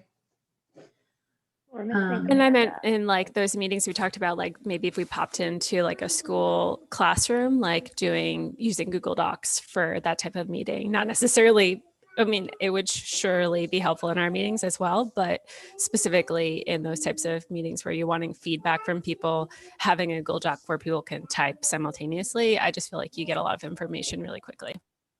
Mm-hmm. We did lose Amanda Clark. Okay, so maybe she'll pop back on.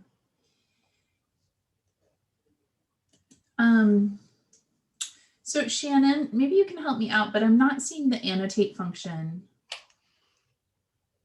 Does anyone else, if you are looking on your computer screen and your Zoom functionality, do you all have a thing that says options and annotate somewhere?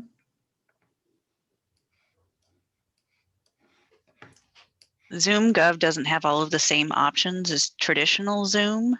I am not sure whether or not it has the annotate option. I thought it did. Don't you have to be the presenter? I don't know if...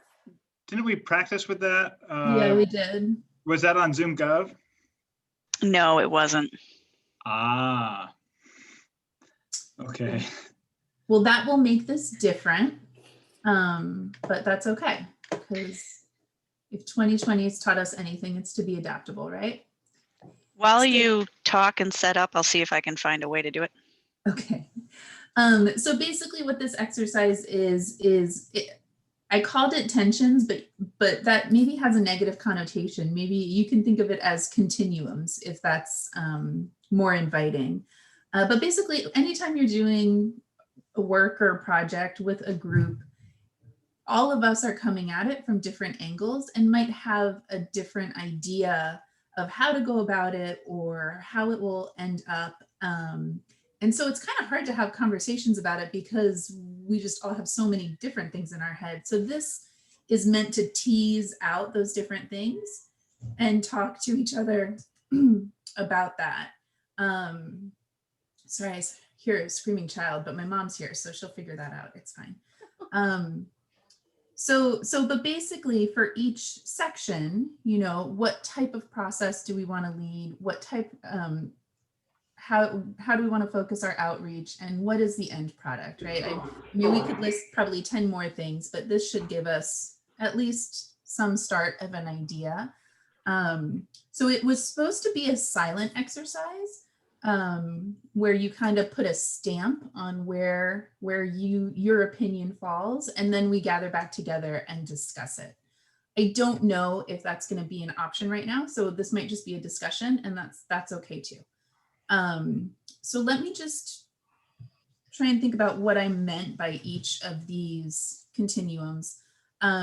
So for type of process, I'll go through the three and then let's spend a few minutes discussing where you would put your mark on them.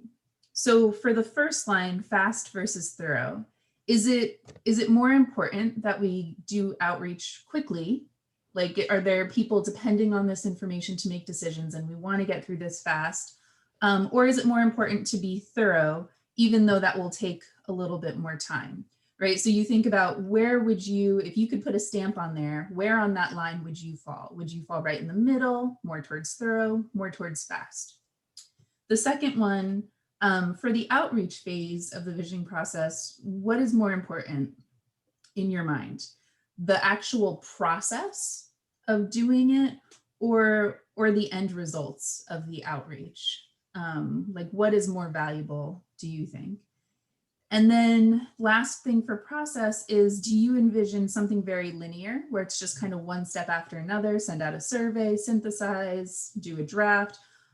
Or do you envision a more iterative process where you're doing multiple reach outs to the same, maybe the same community? And so those were the three areas I wanted to talk about for type of process and figure out where people are landing on each of those. So maybe if you have a piece of paper in front of you, if you can just take 2 minutes and draw 3 lines, and I'll ask you to hold it up so we can kind of see where you're landing. That's how I'll adapt this. Another option, and it maybe that your way is faster, but we could transition this to a Google Doc and make a bunch of little objects that you can move around, and people could drag those objects like stars I've seen used before. But I think faster is probably doing your idea. Okay.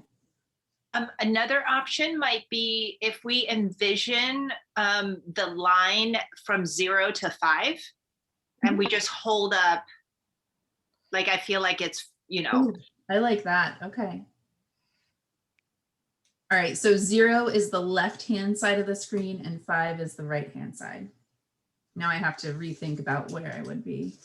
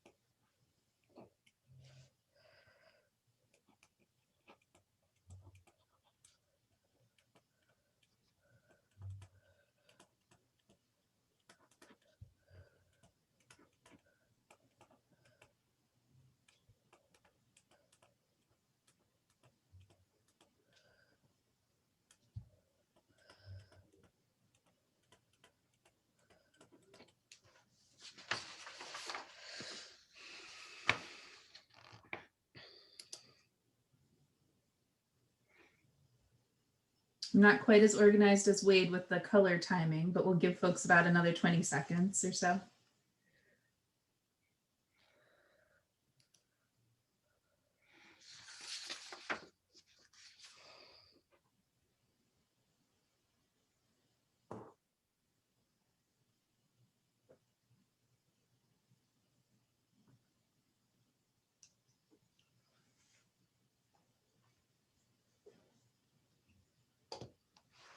Okay.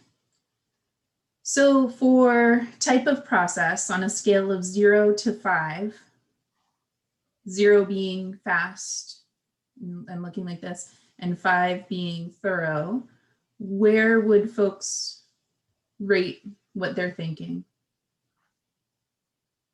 Thorough. I'm taking pictures because I don't have the best memory. Or can we unshare the screen? That way we can see everybody at once, maybe? We could also drop it in the chat. All good. I stopped the share. Okay, so it looks like most people are around a 4 or a 5. I did a 4.5. We're about a 4.5. Okay, interesting. Okay, next one. I'm going to do all of them and then we'll talk about it. Is it more important about a process? Is the process more important, or is it the product that's more important, being a 5?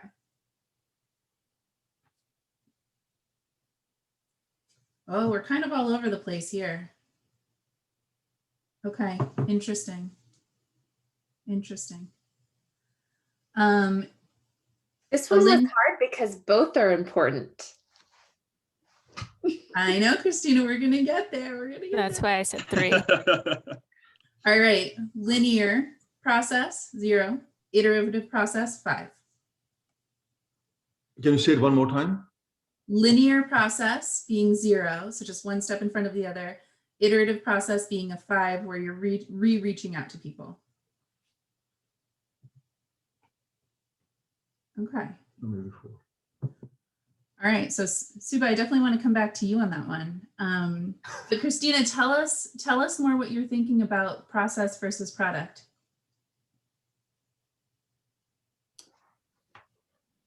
Who did you ask? I feel Christina like the process is super important because that's where we're going to collect all of our data and do the outreach and get the engagement. But I'm also, this is one of my things, is I'm all about putting out a really good product at the end. And so like, that's kind of that's my world, my professional world, is that I like to gather all of the information, synthesize it, and, find the meaning in it, but then put it out in a way that it can be usable and that it can really inform and be tailored to different audiences to be able to look at it and be able to see themselves in the plan. Like, that's me. That's what that's really important to me. So that one was really hard. So I think I probably should have been like Amy and bid a 3 in the middle rather than a 2, but just that whole getting the information is so important and really should inform what the product is at the end. And I do have also one question. Where does the data stands in this process and product? There's a data which is the defining factor. Where does that stand? Tell me more about it. Right? When you have a process, you start, then you're collecting data, then you get to the product. So what is the interaction of data? Because you get to the product, but you have a product, but you also have this data that can be used to get to that data, or we can go back, refer to that data. So where does this data stand? And how available is that data when we have a product, so that if we have to modify, amend that product? Yeah, okay. Similar to what Christina and Cameron are saying, like, I feel like this project is like so much of like what we choose as our process really informs the product. Like, we are really synthesizing and like trying to get out of people like what they want to see from the city. And it feels like if we choose the wrong process, our product will not be as good as it could be. So this is like, it's not like we're sitting in our cubicles, you know, create like, you know, writing a report in isolation. Like our process really informs the product. So I like, similar to what Christina was saying, I really wasn't sure. That's why I was looking, I was like, I'll be somewhere in the middle. But then on the flip side, if we end up with, we do this great process, we reach out and we have this data and it's in a binder on somebody's desk, right? Definitely. That doesn't, then why did we do it? So I think I saw it as a perfect tension. In fact, that's good. Like what you said about the process informing the product, because I think that's why I gave it 4 or 5 for this, because the product is the important thing, and that's our end goal. That's what we're focused on, and then we'll be like fine tuning the process and improving it as we go along. And then, so yes, the process will lead us to the product, but I think that's why I was giving product the importance there. I really resonated with everything that Christina said, but for the purpose of this exercise, when I thought about it, I framed it in terms of sacrifice. Like if one of these had to be sacrificed, which one am I more willing to sacrifice? Like I wouldn't be willing to sacrifice the process just to get a product out there. Mm-hmm. And so I just thought I would be more willing to, I thought about it from a kind of a timing perspective, I guess. Like if we were under the wire, I would rather delay the product piece to ensure that we have the process that we want. Got it. And the additional factor that I threw in my thinking was time frame, also in the context of if we create a really good process, then it could be used at a future date. It can be used as another iteration, referring to our third continuum. Mm-hmm. Whereas if we focus on product, then we end up in a linear perspective of just creating a process that produces it. And so I see them interplaying with each other that way. Yeah, definitely. They both interplay very well. However, you know, we cannot be bogged down on the process as well unless we have an end goal in our mind. So that's why the key, the way I was saying is that process is very important, but without the goal in our mind. So product that is our destination, that's the finish point. And Cameron, how important to you is it that we have that raw data accessible? 1 second, let me turn this phone off though. Okay. I just thought you were outside with wind chimes. No, but I'm just trying to do I don't have big nails, so this just not working. Okay. I'm sorry, say it again, please. No, it's okay. How important to you is it that we have access or keep access open to all the data we collect? It's very important, but at the same time, if it becomes, you know, we also have to have a focus on our end product. Otherwise, if we can just keep the process open, keep the data open, then we may not even get there. We might even come up with several different diverging opinions. So I had one. I just wanted to offer maybe an idea in here is maybe we create some bottom lines for our process. Like we need our process to hit these things. Yes, and then like we're okay if as long as we met those bottom lines, we can create a product even if we wanted our process to be better. I don't know. It sounds like that might be something that would help you with your fear around not getting to the product, Cameron. You just said that's exactly I was going to. Thank you for saying that you have a process, then you basically categorize them. Okay, this process is getting us to these 4 major, more 3, 4, 5, 6, whatever the strands are coming out. Then at least we are narrowing down those process, those opinions, those data sets into one set. So then we have like a 3, 4 subsets out of it. And then it helps us to get to the data final destination point. Interesting. Okay, so I'm gonna skip the next one because we were all over the place with that, and I want to come back to that. But I'm gonna share my screen again so you can see this. And I love all the discussion that's happening. This is so great. So in terms of outreach, so when you're, you know, laying in bed at night and thinking about our community outreach we're about to do you picture, again, we'll do 0 on the left hand and 5 on the right, and I'll let you think about it for a little after I explain each of them. But how broad of outreach? You know, in the past, it sounded like the responses were in the 5,000 to 7,000 response range. So is it more important to cast that wide net, set a big goal, set a big process marker, like Amy was saying, you know, like 10,000 or more, or is it more important to do more targeted, smaller outreach? So that's one. Another continuum is BIPOC participation. You know, we talked earlier about wanting to decenter whiteness. So how important is that we reach certain segments of our community? You know, do we go all the way to 100%? I don't know if that makes sense. Or do we probably don't want it at 0 either, but is there a target we want to set? Do we want to say more than half? And then in terms of collaboration with partners during the outreach, so not in terms of action items, but during the outreach, is it just a light touch? Is it an email we send out saying forward the survey, or is it deeper involvement? Do we bring them into meetings and help think through the process? So those are the three I want to think about right now. If you can just take 2 or 3 minutes. Sarah, I have a quick clarification question. Yep. When we say for percent BIPOC participation, do we mean as a share of respondents, or do we mean like total in Beaverton? As a share of respondents. Okay, thank you.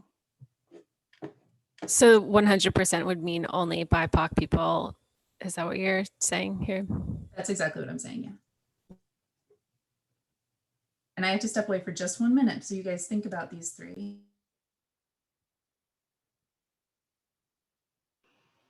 Welcome, CeCe. Nice to have you here.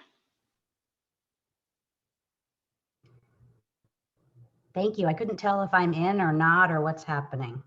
You're in now. Okay, I had to thanks. Yep, I had to promote you to panelist, but it doesn't tell me when somebody new comes in. Okay, thank you. I was texting you, but I was assuming you're trying to also run the webinar. Okay, thanks.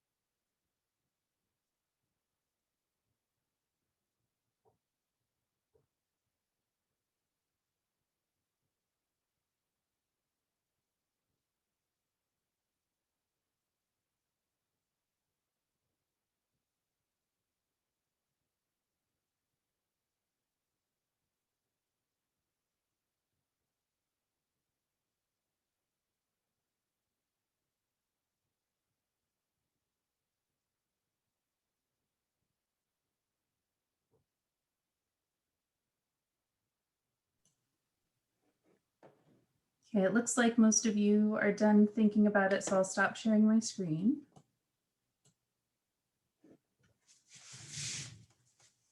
Okay, so when you're thinking about the outreach that we're doing, are you thinking it's 100 people or 10,000 people? Brian's going for 20,000. Cameron, okay. 4.5. Cameron was at 0. I do have a comment in there though. What's that? I have a comment in here. Okay. Because when you're saying 100, then I think my thought is we have to have a target sections too, because if we go on 100,000, but if we're going all over, but at the same time, we know that some areas we're not getting enough data. They're not participating. So that's the area that we have to target there. Then maybe go 100 or maybe 80% if we collect the data from other places, because we have been collecting the data there. But the certain areas we're getting a 0 data. So we got to go target that area. And maybe if we go for 100, maybe we might be able to get to 80 in the under targeted areas, the areas which never gave us any data. Right, focusing on the under, so have a more we want a broad representation and representation from all the segments. And so having a more targeted approach for some underrepresented segments and then have the broad one for, get a more general thing. Thank you. Is there a way to weight also those specific ones where we targeted and maybe like we don't expect that we'll get, close to 1,000 respondents from a group, like given Cameron's example of like, we expect maybe 80 when we want 100. Like, is there a way to give more weight to those versus like we got 100,000 survey responses on the internet and we don't know who everybody's from. I'm just wondering if we could do that maybe.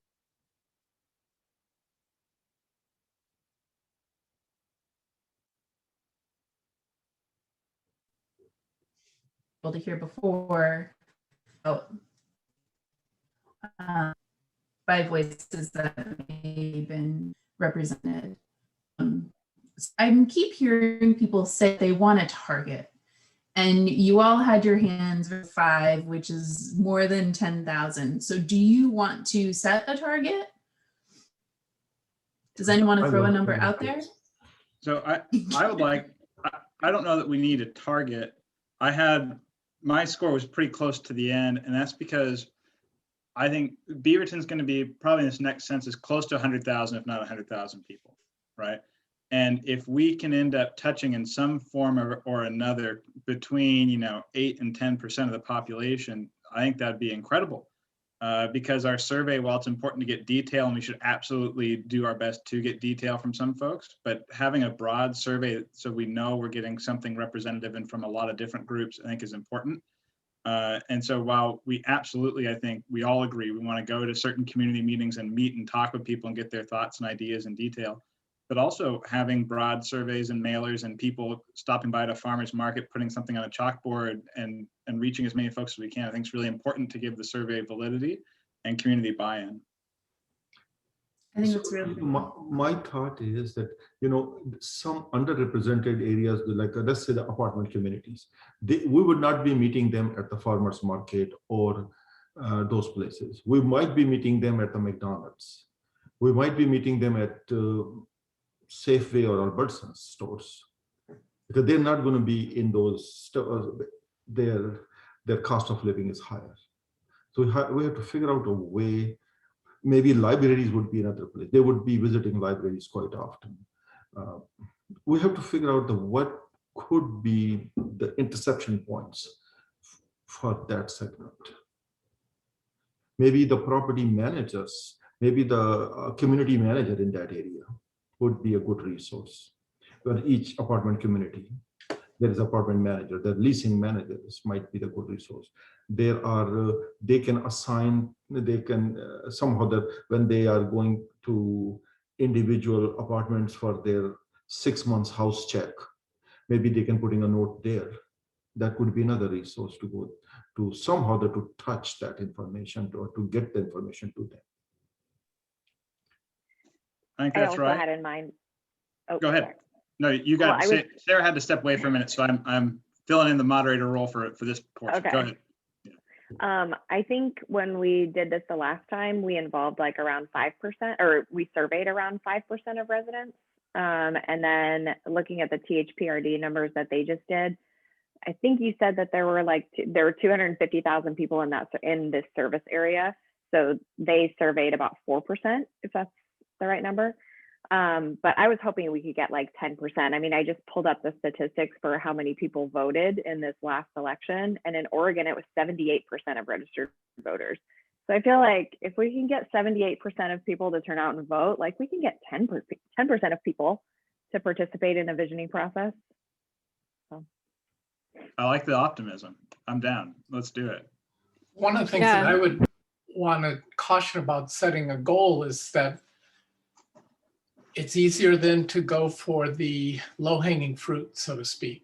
And then it gets into Cameron's concern is that where, there are 13 of us on this committee, so where do we put our energy? And if all we're doing, not accusing us of doing this, but if our focus is to simply get a lot of people, then it's really easy to neglect some of those communities that are not as well representative. And so just in terms of time and where we put that time, I would be careful about focusing too much on just getting numbers. It's real easy to find a bunch of white people in Beaverton. So I think that's a great point. I think you're right. And I think everyone on this committee is pretty dedicated to making sure we have voices of the community, a representative voice of the community in the survey. And so I that's something we need to constantly work on and be thoughtful about, but I think we're going to do that. I'm not concerned about the people on this committee pulling the other way. But I think that no, I'm not concerned about that. But Sure. If we're talking about setting a number for our goal, and then we go out in the community or to the government, city government, and say our goal is to reach 10,000 people, that may not describe what our goal is. Maybe we define it a different way. I mean, this is getting into the next one, but I would see it as, Exactly. you know, we hit 10,000, we want to hit 10,000. Of that, we want it to be representative of our community. So we want whatever those numbers are. I think I saw 32% or something BIPOC, and maybe, you know, we can hit sub goals within that amount. But I'm also wondering. And then it comes back to what Jen was saying earlier about which are you willing to sacrifice. Right. And I put up a 4 because I'm willing to sacrifice the larger numbers if we can be more in depth with some of those unrepresented communities. So that's. And more targeted, yeah. Yeah. And just like Lacey was saying, our mayor, that 97005, in fact, there is other zip code 97003 is another area which really needs to be targeted most, because that's even much lower economic, that falls in much lower economic spectrum than 97005, in fact. I feel like what Sarah was trying to lead us is just a generic discussion on how big of a scope are we talking about? Like we all need to agree that we want 10,000 before we can move on to the next step. I feel like we're kind of getting ahead of ourselves in talking about how we're going to get the 10,000 when all she was asking was, do we want to ask 100 folks or do we want to make it 10,000? And it seems like we're agreeing on 10,000 and then we can worry about all the other details. I'm not going that direction at all. I was just going on the direction. I was just using a reference. I was not going what she was saying. The only thing I was saying is that when we are looking for the economic impact areas, the areas which we are trying to focus more, if you go to 97229 area, if you go to 97006 zip code, it's much easier to get the data from there, because they are willing to talk. If you stand in front of the new season market, people are much more prone to talk and give you responses. But if you're in the apartment communities and those areas, it's much harder to get the information, especially there are a lot more folks out there also. So what I'm trying to focus on, not trying to focus on anything what the mayor said. What I'm just saying is that certain zip codes might be a area that we should just let's put a priority on. That's all I'm saying. So Cameron, I just want to be a little curious. Do you feel like, so the next one, which I do want to do, is BIPOC participation. And it sounded to me like that's not resonating as much with you as maybe socioeconomic measures would be. And I don't think I'm saying that exactly right, but is there a different targeted population? What I was trying to say is that as a CPA, when I see that, because I've been in this community, I'm doing CPA work for about 15 years as independent. And before that, I was an auditor with the state and IRS and all that stuff. And I have been seeing this tax data for the last 31 years. What I am seeing in all this time is it's in certain areas where the people who are getting the earned income credits. Mm-hmm. You look at the tax return, you look at what kind of tax forms are getting filed. Even just by filing the tax return with the forms getting used, you know where most of those folks live. Mm-hmm. And their focus is different. Their timing of tax filing is even different. Mm-hmm. And just to give you an example, if you look at HR Block or these tax services, they are the busiest people for the first 20 days, 25 days of tax filing.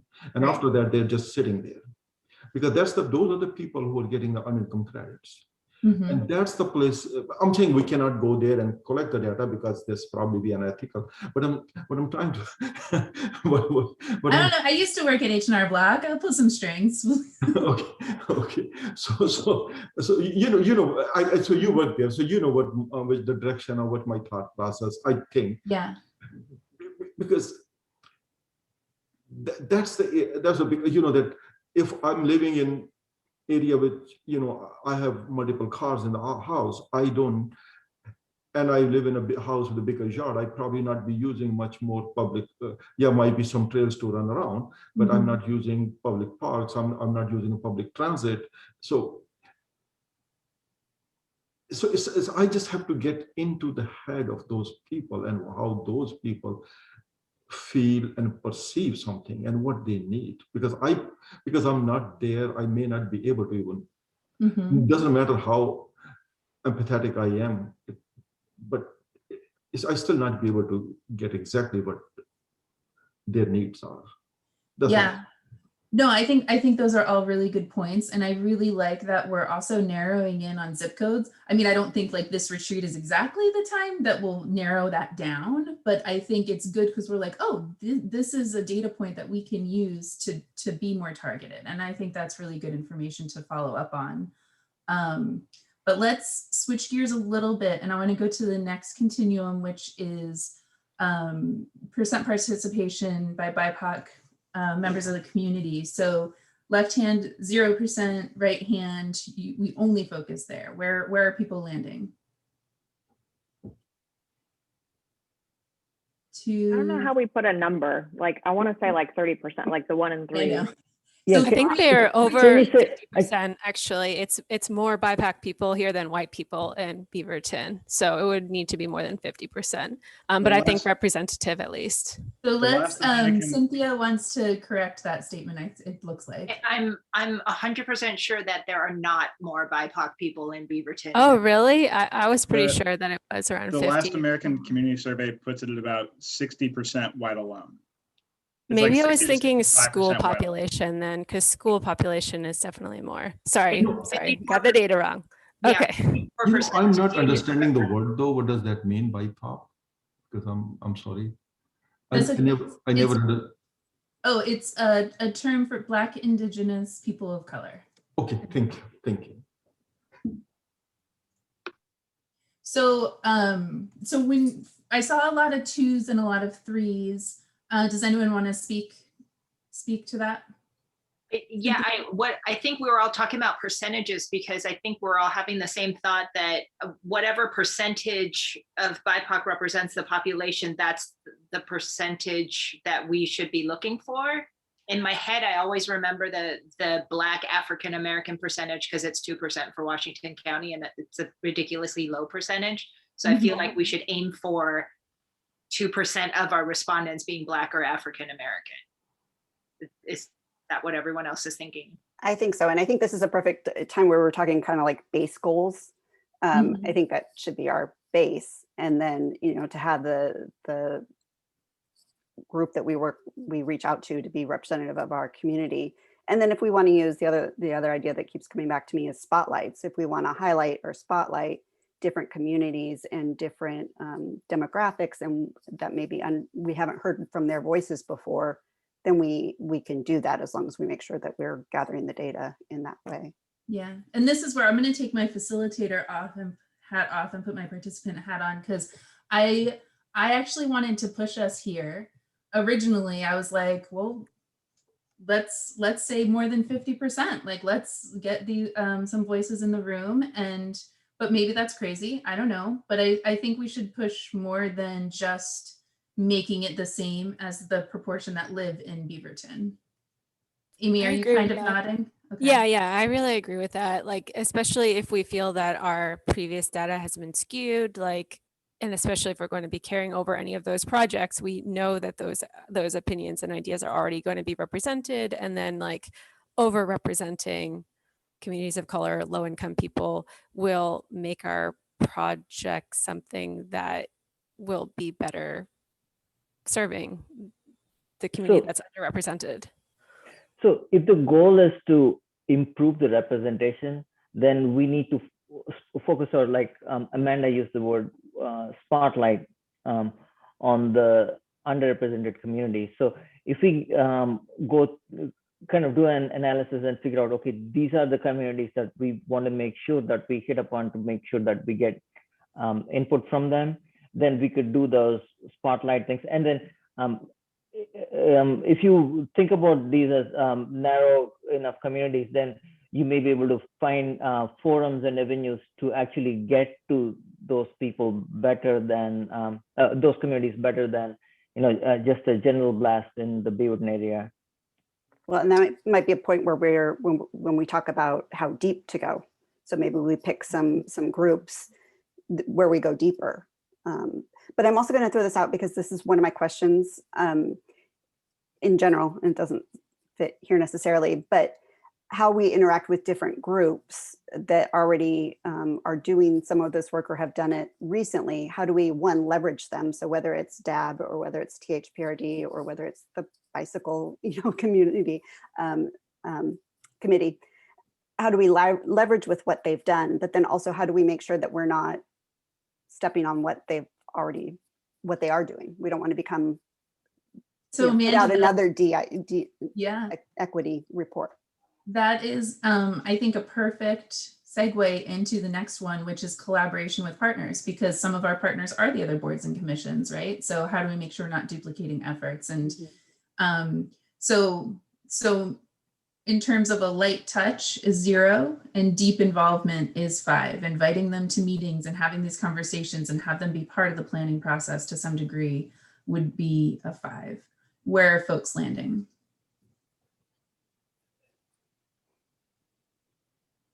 Kind of all over the place. All right, some of you twos, talk to me. What are you thinking? Well, I said 2. Hey, Brian, I'm going to make you stop talking because I want to hear Cynthia first. Okay. Sorry, Brian. I think partnership is amazing, but I don't know how many years of conversation we're going to have if we're going to invite all our partners in to plan together. I'm envisioning having partners to help us do outreach, not plan, because that's our job right now. Okay, Brian, it's all you. Thank you for saying that. This is very good. You're right, absolutely right. Because how to get to where the touch points are. And I totally agree with what Cynthia said. I agree with that too. 0 is too low because it shouldn't be nothing. 1 seems insulting. But then once we get to 3, we're sort of the middle point, I think then we're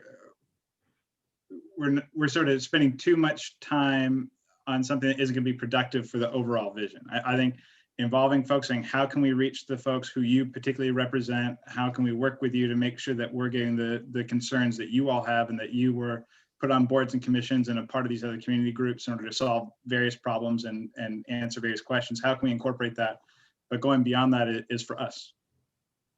Okay. Yeah, I think I view the partners as where we're getting more information from than working, than sharing our stuff with them. I think because I view our chapter more as a superset of everything else. So we're kind of drawing from the experiences of others and then including that into our broader vision plan. There is another point is that in those underrepresented communities and those areas, they have a very different opinion about the government environment.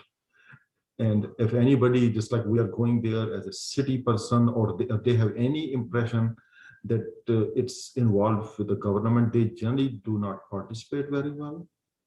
So it has to be, partnership has to come some like just like an NGO. Of course, we don't have NGOs, like an NGO concept. Maybe we have to see, just to give you an example, if you are touching a lot of Muslim community, for example, about 90% of them do not eat meat from the regular grocery store. because it's against the religion. They will only go to the places where the meat is, they call it halal.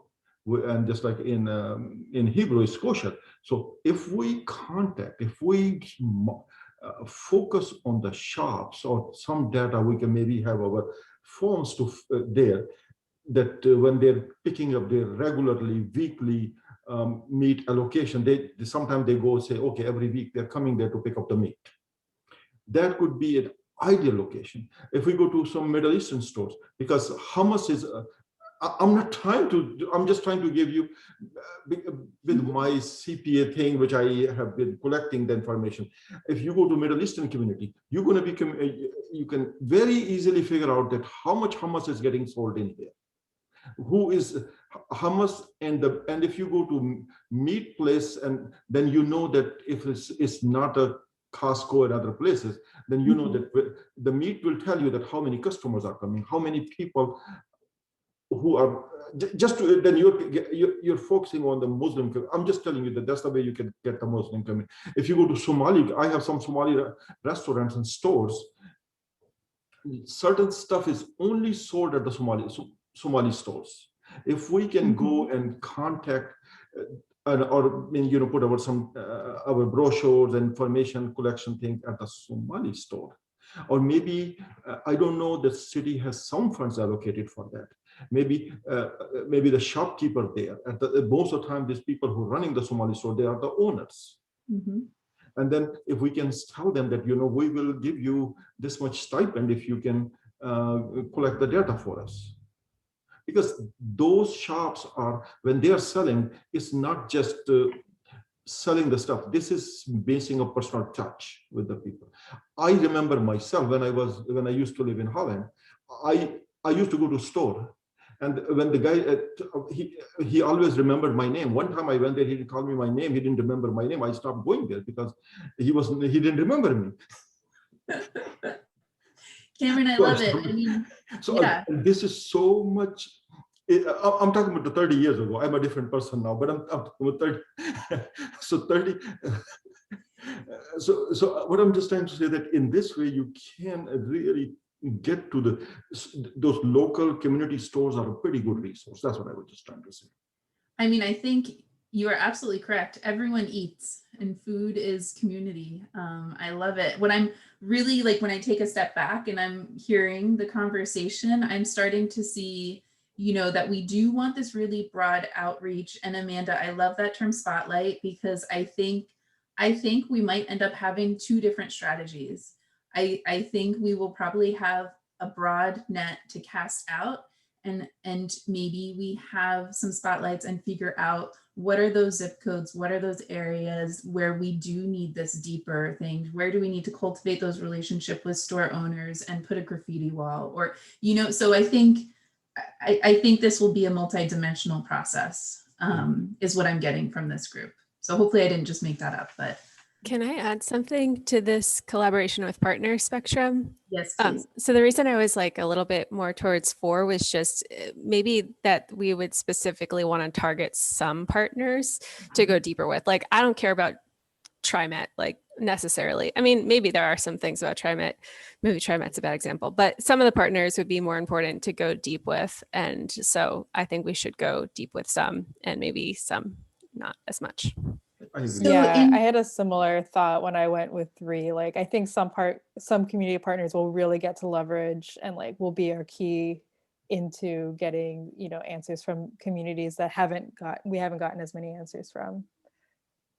Yeah, I thought the same thing. And that's why I said 3, so that we could select a few to go deeper, but also just thinking back to what you all shared months ago about the previous experience, how many of those partners just felt really disconnected from the work. And I thought maybe this is an opportunity for us to at least pull some of them closer in the beginning. Yeah, Jen, I was going to say the same thing. If we're going to hand over and say, here's what the community has told us, here's these checklists, we'll check in with you in a year, that's not creating a community and getting, we need to get buy-in from them before we hand stuff off. So it's a great opportunity. Plus, I think we're lucky in this community that we have so many partners. I don't want to lose those resources. But it's timing, when during our phase, what phase do we want to bring them in? How do we know who's not represented? How do we get that data? That is a good question. I know Mayor Beaty mentioned some report. In the sense that, like, let's say we do a broad survey and we get a bunch of stuff back, maybe 10,000 responses back. How do we know who's represented in that and who's not? What kind of questions can we ask in that so that we can glean that information from that and then do a more targeted spotlight approach after that? Yeah, that's a really good point. I think we will ask demographic information. That was in the outline that said, like, what information are we going to ask people? And there was like 5 pages, and we definitely need to attack that, but we probably won't have time today. So we might ask you all to look at that and come back with edits for a future meeting. Okay, we're almost at our break time, so I want to make sure we get to the last 2 for discussion. So go talk to Grandma. Okay. It's real life, guys. So in terms of the product and the end result, which we all feel is also important, I'm going to share this.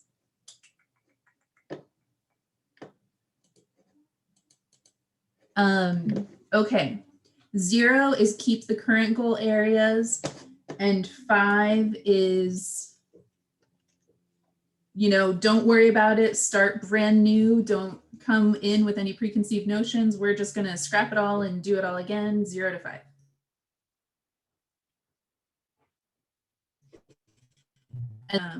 Are you all asking questions, or you're already giving me 5s? You want to scrap it? Okay. Sorry, I thought you were asking. I thought 0 is to vote already. That's why I did it. Never mind. I'll pull back. No, go ahead. It's good. It's all right. People are at 4s and 5.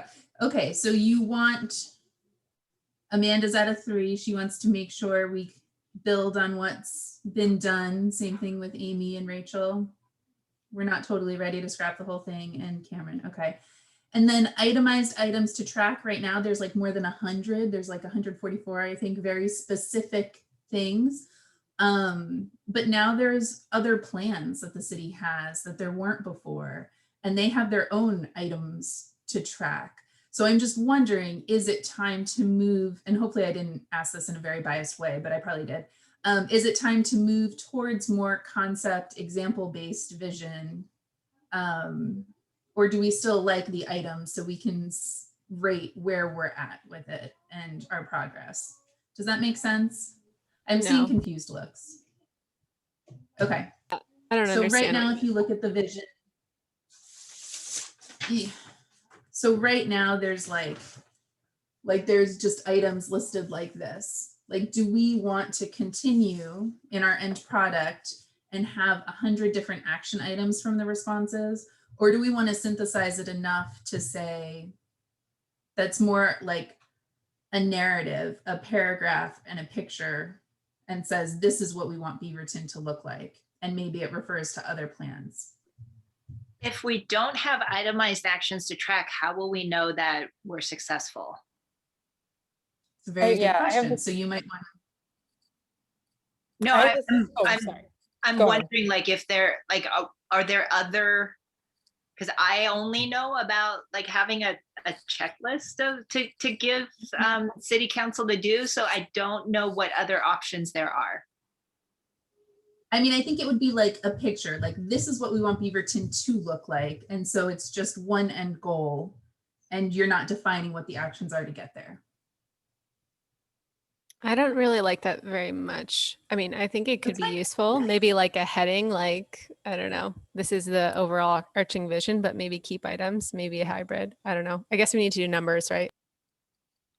I think the hazard of doing the itemized is that it doesn't allow creativity from other members outside of us to come up with other items. Isn't that what we're getting in the outreach? The items come from the community, right? Mm-hmm. Well, they may come from the council after they see the report. They may come from staff members who are working to implement some of the things that are that we identify as a vision. I don't know. I think the thing I would be curious about is like how useful are those itemized lists to staff? Like, is it really helpful to a staff member to say like, okay, you know, by doing this project, we hit like these 5 goals? Like if that's useful to them, then I think we should keep it.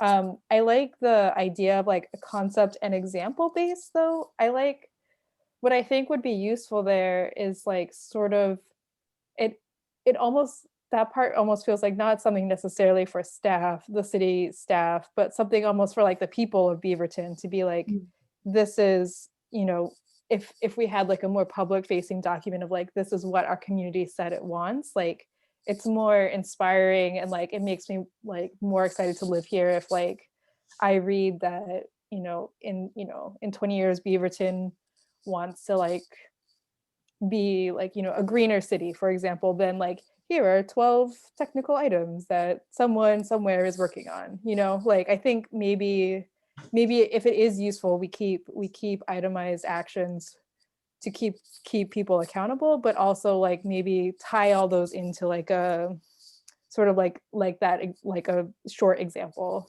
like you mentioned. So I don't know, it almost feels like it has 2 different audiences, those 2 different ends of the spectrum. Yeah, that's such an interesting observation. I like that a lot. I agree with that too, because when your product needs to have a very specific target audience, and so you need to tailor your message for whoever the audience is. And so I am 100% with Rachel that you need to have that itemized list that's really easy for city officials, city council, even those community partners that are going to be taken part of the pie that we don't have, that the city doesn't have the legs to do some of that work, but our community partners do. And if we can show them this is what the community said was important to them, then they can take those itemized things. But I think if you can paint that picture in a different way, that different groups would be able to look at it and identify with it, and it would speak to them, then that's hitting it out of the park. Because the general public and different groups within the community look at things very differently. There are some people that are very circular, some that are very linear. When we were working on the DEI plan, City Council asked specifically for action steps, doable action steps, so that they knew that our vision was clear. So when we say we want a welcoming city, this is what I have in my head, but they don't know what's in my head. So the more we can articulate it, the more the more they can accomplish what we're looking for.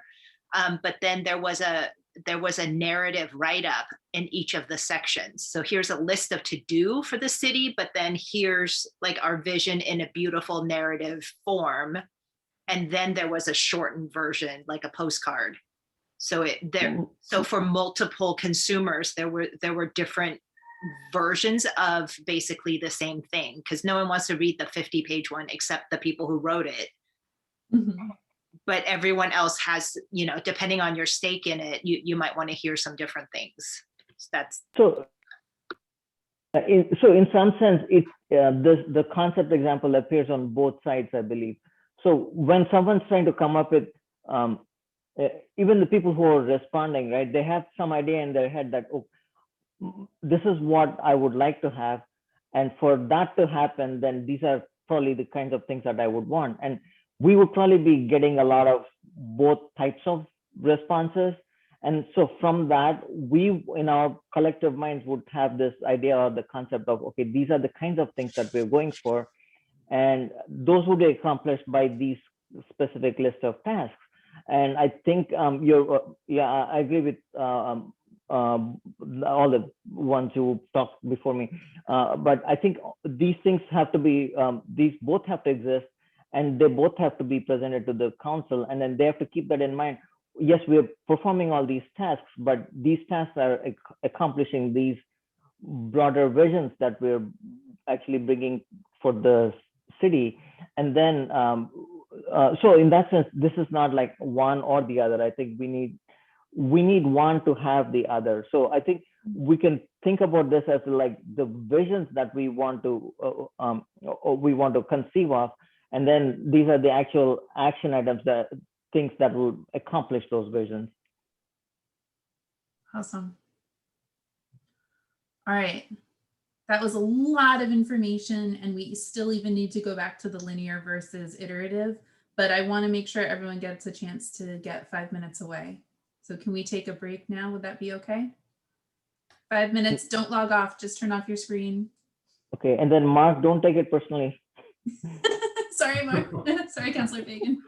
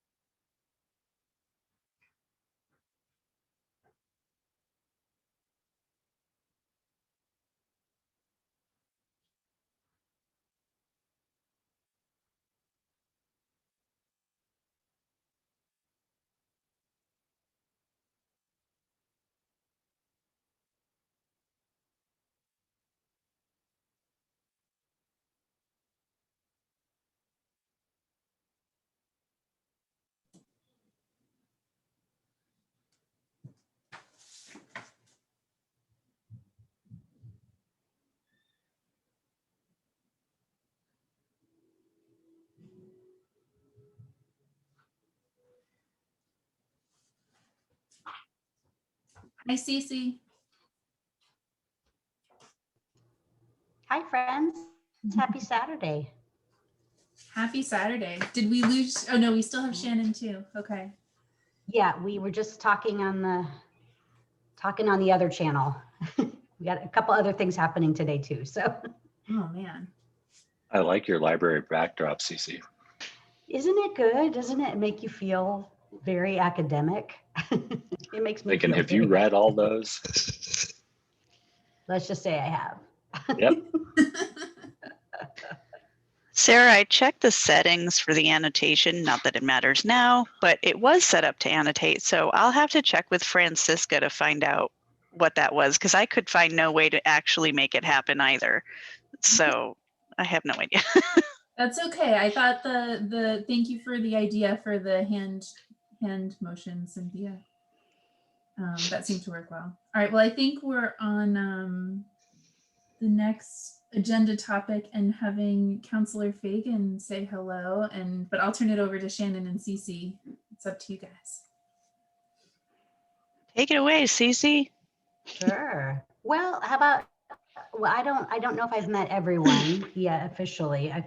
I think I was at one of your meetings back in November or December, and some of you are new. So I'll just reintroduce myself. I'm CeCe Ritter. I'm the Public Engagement Division Manager for the city. So right now, I will be acting as I think a default project manager for what we're doing, because we know there's a lot of logistics and things that'll need to happen, really taking your vision and how you want this to roll, coupled with the council's input and how they would like it to roll. There'll be a lot of logistical things to manage. So we are going to need staff to do some of that. So I will be operating in that mode. Just a very quick overview of what the teams that I supervise are: marketing, Shannon, who you know, and the events team, the neighborhoods group, the arts program, cultural inclusion, community services, and the Center for Mediation and Dialogue. So we as a whole team are your public engagement folks. So we are the people that are really out there in the community doing a wide range of activities. So I think this is a really good match, and we'll be able to really do some great work together moving forward. So good to see you. Happy Saturday. Councilor, you wanna just introduce yourself and also maybe give some background on the vision. I know you love the vision. Yeah, and we met last month when I could jump on. So I was able to at least introduce myself a little bit, but I hope you guys have had a wonderful retreat so far, and that you're learning more about each other and how to work together. The work that's in front of you is there's a lot of it, and it's a challenge. It takes a lot of time, and it's a very important piece of work for the city. It will help direct the budget as we go forward. I see Amy has put a comment in the chat after I logged on that was talking about participatory budgeting, which is an interesting program, which is something that is important. But the vision is something that is integrated into our budget. And it's something that all of the department heads and all the departments, as they put together their budgets, look to. So your work is valued and is utilized regularly. It's something that council and staff look to help guide decision making. So I don't think I need to add anything other than that, unless you have questions. One of the things that we want to address is what questions we should ask council when we present to council, when VAC presents to council. So if CeCe and Councilor Fagin, you could speak to that, that would be super helpful. Yeah, I'll give it a shot, and then I know, Councilor, you'll have some guidance for them and us as well. Some of the questions that I've heard you talk about, so a little bit today when I was able to tune in the last hour, and then just watching your past meetings, I think it'll be a really great time to have a fairly broad conversation with the council. March 30th is the date at this moment that we're scheduled to go as a roundtable. those are typically at 30 minutes. Those are really a place to have more of a discussion with the council versus a presentation. So I think, you know, maybe a short-ish presentation would be fine, just to give some context. And then, you know, whatever those big questions are, I wouldn't do more than 2 or 3 big questions, so you all can really have a robust conversation with them. Remember, we have some new counselors also this year who may not be as familiar with the past, with the history of the vision. So, you know, there may be some. I will share the past visions and all of that information with them ahead of time, so there'll be material that they can review and look over, and they may have questions for you, just general questions. But just remember, there's probably all kinds of people are maybe entering into the conversation at different level of history, just as some of you are. So some of the things that I've heard you talk about are, do we stay on with the current vision and kind of a revamp, or whatever those words are that I heard you say, or you know, scrap it and do a new vision, which I think you did during your tensions exercise. So I think whatever that recommendation that you have that you want to present to them would be a great place to start a conversation. What are they thinking as a council? That might be a good question. Also, how to use the results. And I know you all have started talking about that too. You know, is it partners? Should it be city? Is it city focused, which I also heard you talk about? Is it things that the city has influence over? Or is it things that, you know, they're going to be broad ranging topics, of course. So, you know, just what are their thoughts about that in general? Kind of where would they like to see us go with that? And I'm sure they're going to have lots of ideas and thoughts for you too. So those are just a couple of things I have off the top of my head that might be good. And I know Sarah's done some work too with maybe some draft questions. But Councilor, am I on the mark there? Do you have other things to add? I guess the way I would put it is, if you ask us very general, broad questions, you're going to get, in this case, 6 different answers. I mean, we're all individuals. We all have different ways of thinking about everything, which I think serves the city really well. And it's a danger, right? You only have half an hour. And it is a open format, so Robert's rules aren't followed. It's more of a conversation. When we talk with staff about putting together a roundtable, what we recommend is that they put together a 10-minute presentation, and then we have 20 minutes for conversation, and it goes really fast. So the more concise you can be about what you need, the better. The more prescriptive you can be about what you want to do, the better. So if you can come forward and say, hey, here's what we would like to do, and this is why, is that okay? You're going to get nods. You're going to get people saying, yeah, that's okay. Let's do it. You know, if this is what you recommend, let's do it. You're the voice of the community. And that's who we report to, right? The community is what we are all about as a city and as a community and as a government. So I think the more clear you can be about what you want to do, the better.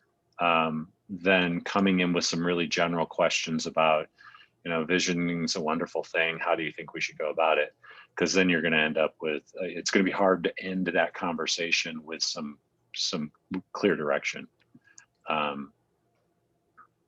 That I guess that's where I would go with it, CeCe, is that I think that's helpful. The more clear you can be about what you want, the better. I don't think, even for the new counselors, they understand how important the vision is to not only the community but to the city.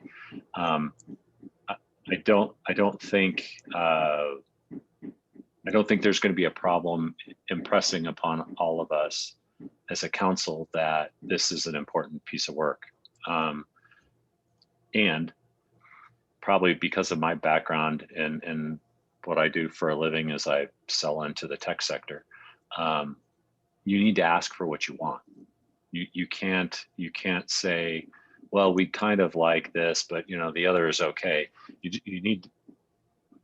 I would recommend that you come forward and say, this is what we want to do. This is how we want to do it. And this is how much it's going to cost. If that's CeCe, I don't know. But if that's the ask, if that's what you're trying to get from council, is it okay to come forward with a full-blown consultant engagement? That's where I would go. If the committee is wanting to go a different direction or do it however you all want to do it, that's okay too. The more clear you can be and the more direct your question can be as far as, is our direction okay, and are we okay to go forward this way? I think you'll get clear answers. And what, from my perspective, and CeCe, you can jump in if I've got this wrong, but what staff is looking for when they talk to council is they're not looking for complete agreement on everything. They're looking for direction and consensus.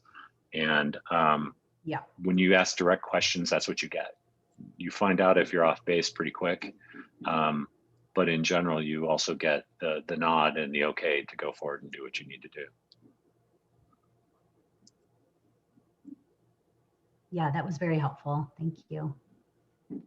So Sarah, I don't know if, I was just gonna say, when I've talked to other committees before they go before council, my recommendation is just very similar. It's always ask for what you want and just be really clear about it. Because if you ask, you're probably going to get it. If you don't ask, you're probably not going to get it. Yeah. And we know that so you have one more meeting in March. I think you have your March meeting also before you go before the council. So that'll be a great, you'll have another couple of hours as well to talk about it. But Sarah, you sent me a PowerPoint, which I think is really a great place to start. So I don't know if this is the place where you want to share that and just get to some nitty gritty. Can you all see the PowerPoint now? If I say, sorry, you all disappeared, but if you can say yes or no. Yes. Yes. Thank you. Okay, so I've been trying to update this as we go along, but I was also trying to be here and be present, so I overestimated myself, so apologies. But anyway, I wanted to throw a draft together to get all of your input. But so basically, like Councilor Fagin said, let's keep it really concise so there's room for conversation. So I made it very brief. There's all of us just now. But just a reminder that the VAC serves as a public involvement convener. I stole this language from, I believe, the 2016 update. We are working to ensure broad community representation during this outreach phase and an accurate reflection of community suggestions when updating the plan. So that's kind of our charge. We talked about reviewing the VAC mission and vision. And so I kind of pieced together some things to put it there. And then a reminder of the timeline, just the history of the vision. And here we are at 2021, where it's time to do another outreach, and it's really timely. And I think, it doesn't sound like there's resistance at the council level to do outreach. But if there was, I think the argument is we want the plan to remain relevant. The world is very different now than it was 5 years ago. And I think we need the community's pulse on that. I've tried to summarize. Go ahead. Can I have one thing there? That also the original intent of the vision was that it would refresh completely every 10 years, that there'd be a 5-year update. And then at 10, it would be a whole new engagement because of the fact that the community was going to change. So that goes back to the original idea of the vision, is that we've got a new group of people on the committee. We've got a different environment that we're working in as a community, and it's really important to gather input at this time. Oh, that's an interesting piece of history. I don't think we all knew. Thank you. So I tried to summarize this in the 2 minutes from when we just did that exercise to right now. So forgive me for not capturing it accurately or completely. Could you click on that slide? Sorry, we can only see the picture. Oh, no problem. You can only see the picture? You're on slide 2. So if you click on slide 4, then we can see slide 4 bigger.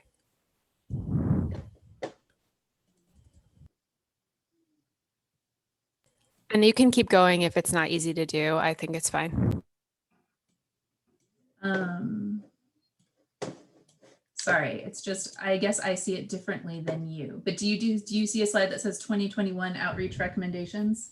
No. I can only see it really small because I can only see the side panel, but it doesn't matter. No. Sarah, if you go into the actual slideshow view and play slideshow, that'll do it. So we're seeing it like from the editing view. You guys are making me feel so old. Like you need to know that I actually am a millennial. I'm just a really old one. Let's see. On the top row, if you click under slideshow, yeah, there you go. Good, good. Perfect, yeah. Thank you. Okay. Okay, so this is my summary. So here's where I want you all to tear this apart. I won't be offended. But I believe we agreed on a thorough outreach process with a broad reach, our target of 8 to 10% of the population. We want diverse representation to match or exceed city demographics. And we want to create an outreach process and leverage partners to spotlight underrepresented populations. We want to start with the current goal areas and be open to new areas. And we want to create a vision that is inspiring to the community and directive/usable for council and staff. I think that's highly reflective of what we talked about. Yeah. Thank you. I was just going to say, I think for the diverse representation piece, we probably in future conversations need to talk about which demographics are the most important for us to represent, just knowing that we won't be able to reach every category. You know, like obviously socioeconomic status is really important to us, ethnicity, you know, but do we care about having like the breakdown of men versus women or the different age categories? Like what are the ones that are most important to us to represent? When I said that, I was specifically thinking race. But I can see where that is interpreted. Can someone explain how we exceed city demographics?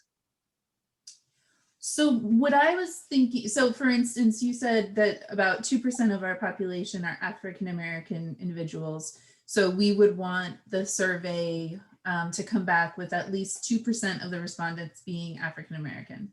So if instead 4% came back, that would exceed city demographics. Does that? But if 4% come back African-American, then someone else is underrepresented. Yeah, so I want white people to be underrepresented.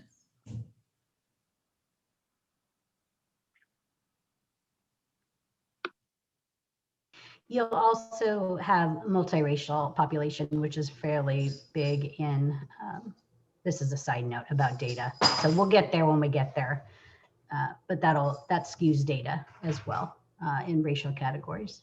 Mm-hmm. And we'll figure that out later. Is that going to cause us a problem to use that kind of language of exceeding city demographics?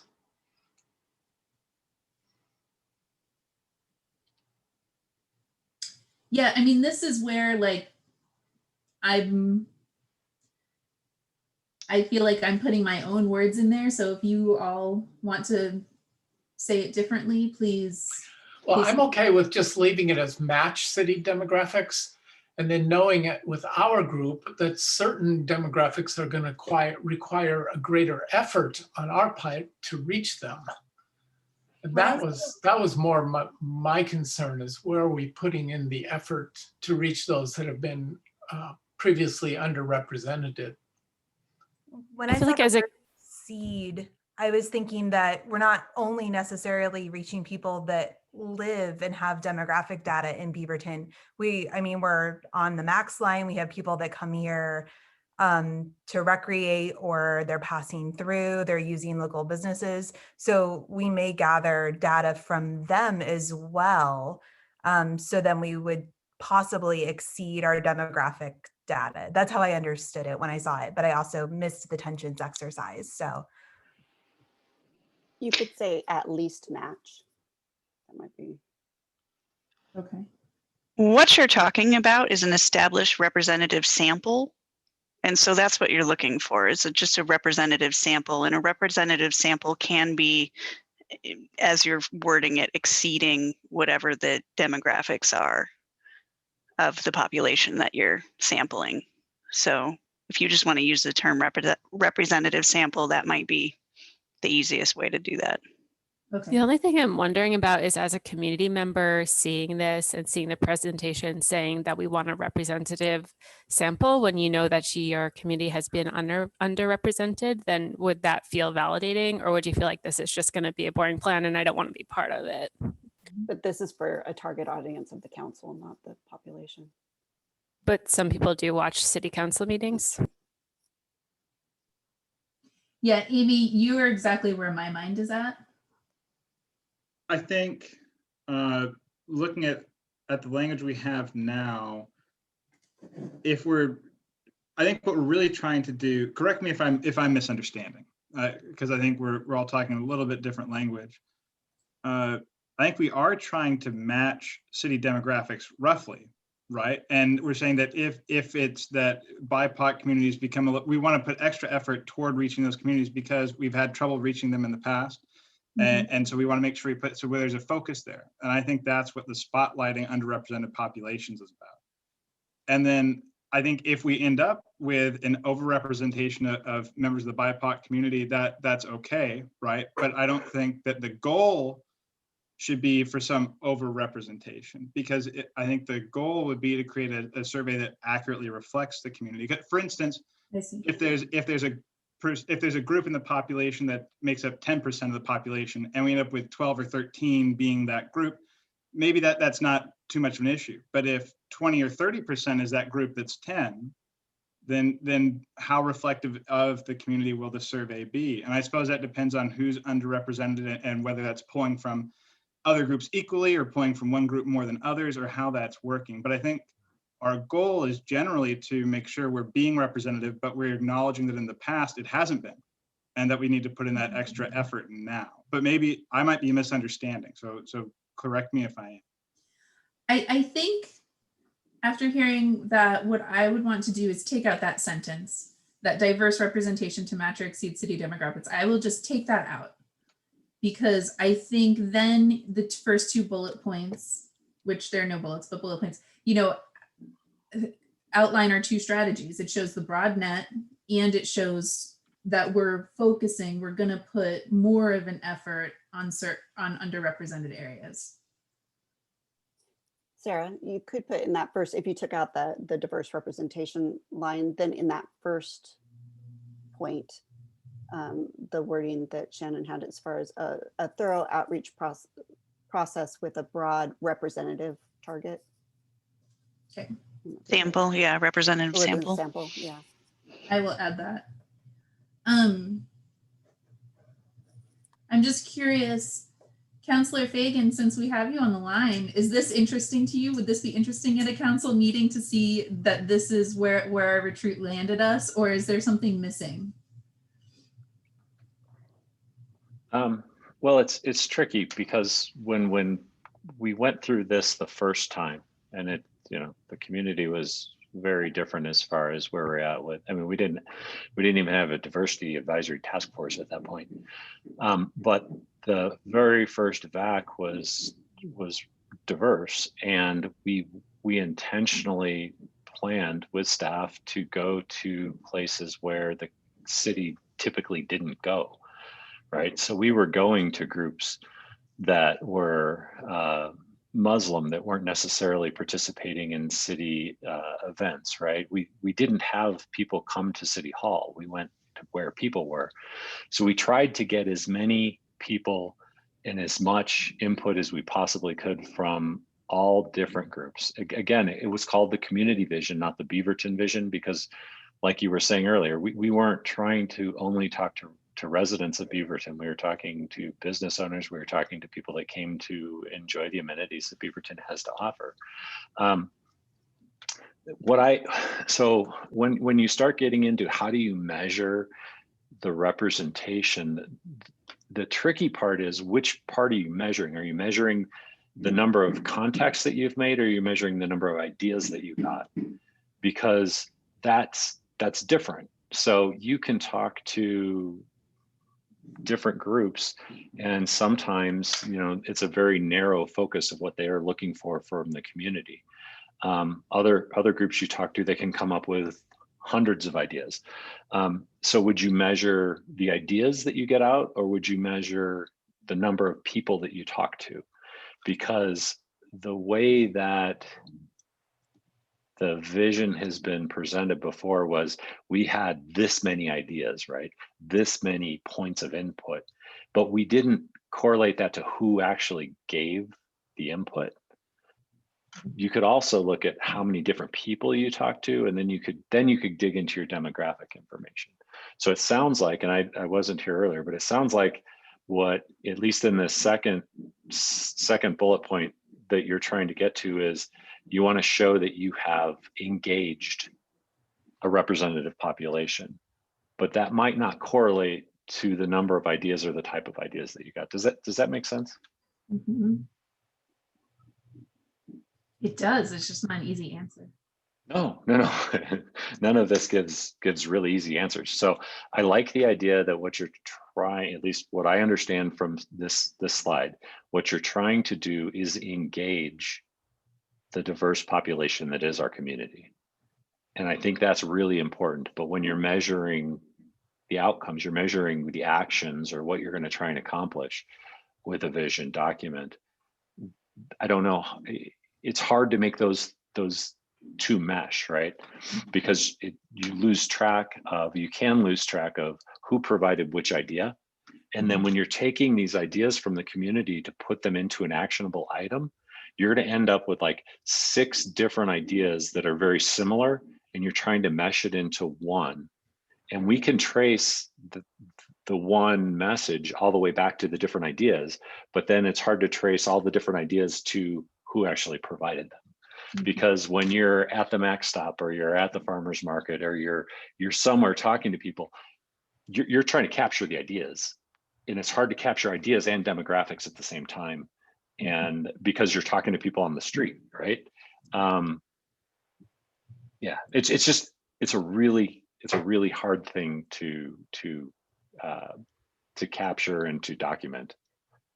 Yeah, it's interesting. Yeah, you know, one of the things that we were talking about before in the process, in, you know, how do we create this process, is that to get to some targeted populations, that's where we can leverage our partners and go deeper and do the deeper outreach there. And maybe that is a way to slow it down and not just have the conversation on the street, but you know, maybe be invited to some nonprofit meetings or whatever that might look like to have. Yeah, and we did that. Yeah. Right. I mean, we did that before, and it was important, and it helped bring forward some ideas that you might not necessarily get just at the Mac stop or at the farmer's market. Yeah. But then how do you meet targeted goals that you're trying to measure, right? If you're trying to measure goals, you could go to a group, you know, a diverse organization, and you could come away with 10 really cool ideas, right? But if you're bringing forward 104 actions, do those 10, do that help you meet your, you know, is the 8 to 10% of the population and a diverse mix that matches Beaverton relate to the number of people you're talking to, or does it relate to the actual actions that you're bringing forward? Interesting. This makes me think about those, that link that Sarah sent with all those cool, like non-survey ideas is really creative, you know, the graffiti wall or dropping things in a jar. And those are really cool, but they're so anonymous that we will have no way of saying anything about the demographics or who we reached. Mm-hmm. Which is why I think if you're looking for the demographic representation, you kind of have to go to which organizations you go speak to, because then it's easier to capture, but you're going to then have this whole other subset of data that's going to be more, you're not going to know, right? You're not going to know the demographics. Especially, I mean, once you start doing online stuff, right? So the way the vision came together the first time, right, is you go out and you get all these ideas, and then you bring these ideas in and you try and kind of mash them together into actionable items. Then you take those actionable items back out to the community and say, hey, we listened as best we could. Did we hear you? And that's going to come through in online surveys. It's going to come through in surveys. What we did was at the library. It's going to come in surveys that you talk to people. Once you get an okay that, yeah, you've got it, you've narrowed the actionable items down, and then that's what you bring forward. So it's a multi-step process, and I think it sounds like what you're trying to do is be very conscious about the type of input you're getting and who's providing that input, which works really well when you're targeting your outreach, right? When you're going to a specific group to talk, to make sure that you've captured it correctly. But you're also going to have this group that's going to be hard to tell who's providing input. And I think that well, one of the ways we can address is with the consultant, right? If we're able to hire a consultant, and I think it might be a couple of different consultants, right? So in my head, there's probably someone we need for the questions we ask, how we ask the questions, that technical background. And then there's the outreach, which is a totally different thing. We're leveraging relationships that we have heard over and over again. This is nothing new. The community is tired. They're fatigued about talking about a lot of topics. It's going to be difficult for us to reach the Somali community and a number of other communities like that. And, you know, just for everything that's going on in the world and in Beaverton and Portland, you know, this is going to be a lot of work. So I think it's more about what I've heard you say is we have a commitment to wrapping our heads around how to dive in. And I think that's really important for you to deliver to the council. Like, we know this is going to be hard, and it's really going to be weedy work, like way in the weeds work to figure out how to do that. And I think that's what the community also is looking to hear. For Amy's right, for those people who do watch the council meetings, like that's the kind of stuff I think the community is looking for from you, and the council will look like we're ready to spend the hours and hours to figure out how we get to all of these different communities. So you know, how we get there, we're going to have to spend some time.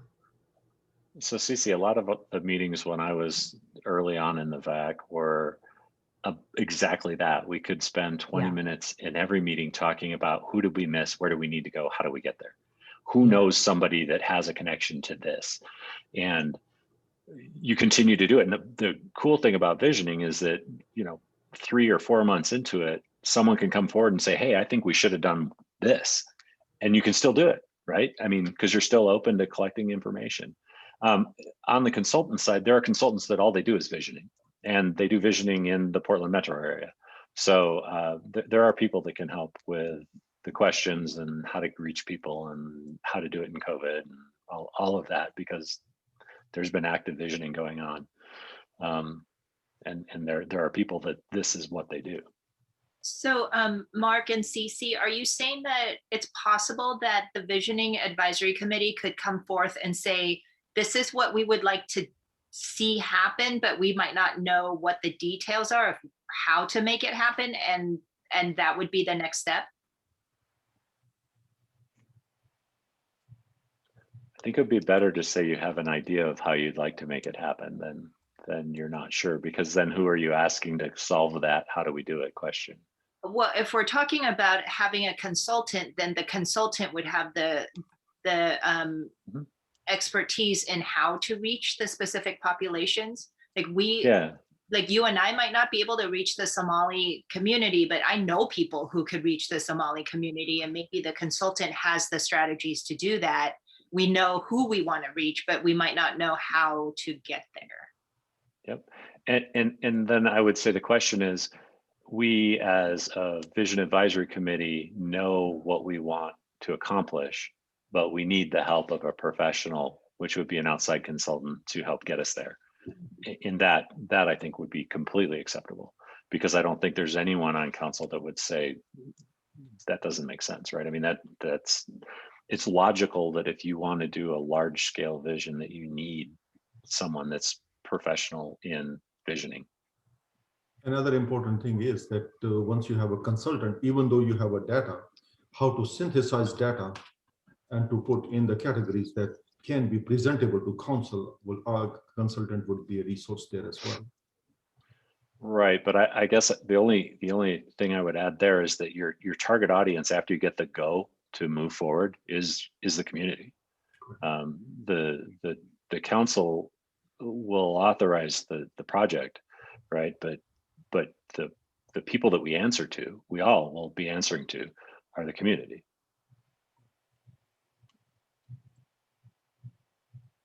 So this is really the only chance we have to ask you for a sum of money. Is that what it boils down to? Like, that's my question.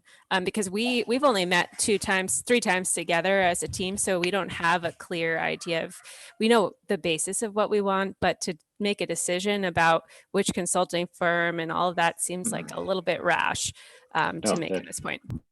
Yeah, you're right. That is a bit rash, but to say that you've decided that you would like to have a consultant come in and help, and that what you want is staff to put together the RFP or RFQ from a consulting firm to help achieve the goals that you want to achieve, that's acceptable, because there's a process inside the city purchasing about how you go about finding a consultant firm, and staff has to pick up that mantle and carry it, because that's what they're doing. They're here to support you in your work. Could you define RFQ? Sorry, it's either a request for quote or a request for proposal. And I live in a world where I work with requests for quotes all the time, but in city consulting contracts, sometimes it comes through as a request for proposal. So RFP is request for proposal, RFQ is request for quote. They're very similar, but they mean different things to purchasing people. Does that help? Sure, yeah. So I put the next slide up that I kind of just threw together as we were, because I heard it's important for us to ask the council for something. So I think we definitely go forward and ask for a budget. I would say we want a minimum of $100,000. On the higher end, it would be probably around $300,000. I don't think this process would be more than that, but maybe I'm mistaken. I guess I'll look to CeCe maybe to do some research on past processes. Cool. And I think we want the nod to continue this work and go forward. And that we want to hire consultants, probably separate ones for the survey and for the outreach. And then I don't know if it would be the same consultant who actually compiles the data and puts together the pretty document, or if that can be done in-house, or if there's another one. So I think that's still to be determined. But and I know you're throwing this together on the fly, Sarah, that what the recommendation in the council ask would be, it should start with the Vision Advisory Committee understands the importance of the vision to the community, to the city, and to the council to achieve the goal of reaching as much of the community as we possibly can. Here are the things we need. And then I think these 3 are appropriate, right? Makes sense. You don't just want it on a napkin. Right, and I think again, I say it often, I wouldn't be a city councilor except for the community vision, right? When I got involved in the community vision, I hadn't had any experience with the city at all. I'd been the soccer coach and that kind of stuff in the community, but I'd never done anything with the city.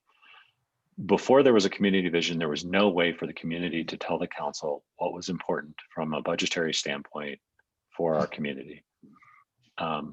This is very important work, and it should be treated as this. It's very important work, which means you need to ask for the budget. You need to ask for a consultant to come in and help.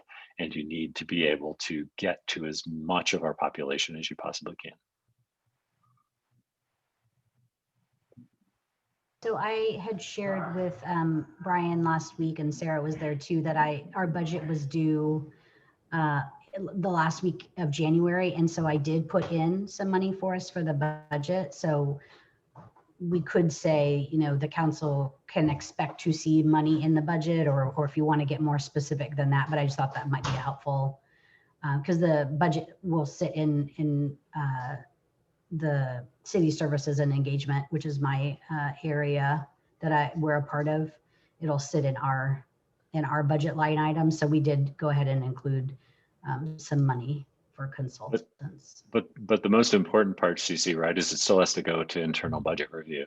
So it's important for the council to say they support your internal budget request so that the finance department understands that this is not an area they should come in and cut. Right. Yes, exactly my point. Just to say that I did include it. So it will, we can get into that nitty gritty for sure. Is it important at this upcoming meeting that we present some kind of timeline framework for what we're trying to accomplish, or is that something that's done later? If I were you, I'd wait as long as you can, right? I mean, the environment is so, yeah, the environment seems to change regularly, right? That's why I asked the question. Yeah, no, well, yeah, so I don't think it's critical to put that on at this point. I mean, I think what's important is that you identify this as work that you know needs to get done, and you know it's going to be a challenge in the current environment. I don't think anyone on council is going to say, no, you need to do this in 12 months, or no, it has to be 18 months, or no. Yeah, I mean, I think what we've learned through COVID is we do the best we can. And with this type of work, we want to make sure that we're getting as much input as we can. And that's more important than the timeline to me, is that we're able to reach as much of our community as possible. What about money committed in this year's budget compared to next year? I would doubt there's any money in the current fiscal year's budget for outside support, but I don't, there's always contingency, right? The interesting thing about Beaverton's budget, and it was really, I think, insightful when we had our interim city manager come on, that he took a look at the budget and said, wow, you guys have done really well because there's contingency, which is in the budget to make sure that we don't ever get in a bind. There are a lot of cities that aren't that fortunate. So there are ways, if there needs to be a small amount of money put in for this year for whatever needs to be done before June 30th, there are ways to make that happen. But the timing is going to really be more dependent on CeCe and her staff as far as getting out and figuring out how to move forward with the consultant than it is on the budget. The big thing that you can come away with from the meeting with council is council support, which then gives staff the ability to say, yeah, this is important. We want to put something in supplemental budget to get started on it now. And that would put money in the budget for the current year, and then you'd also have money that's going to go through the budget process for the budget year that starts July 1st.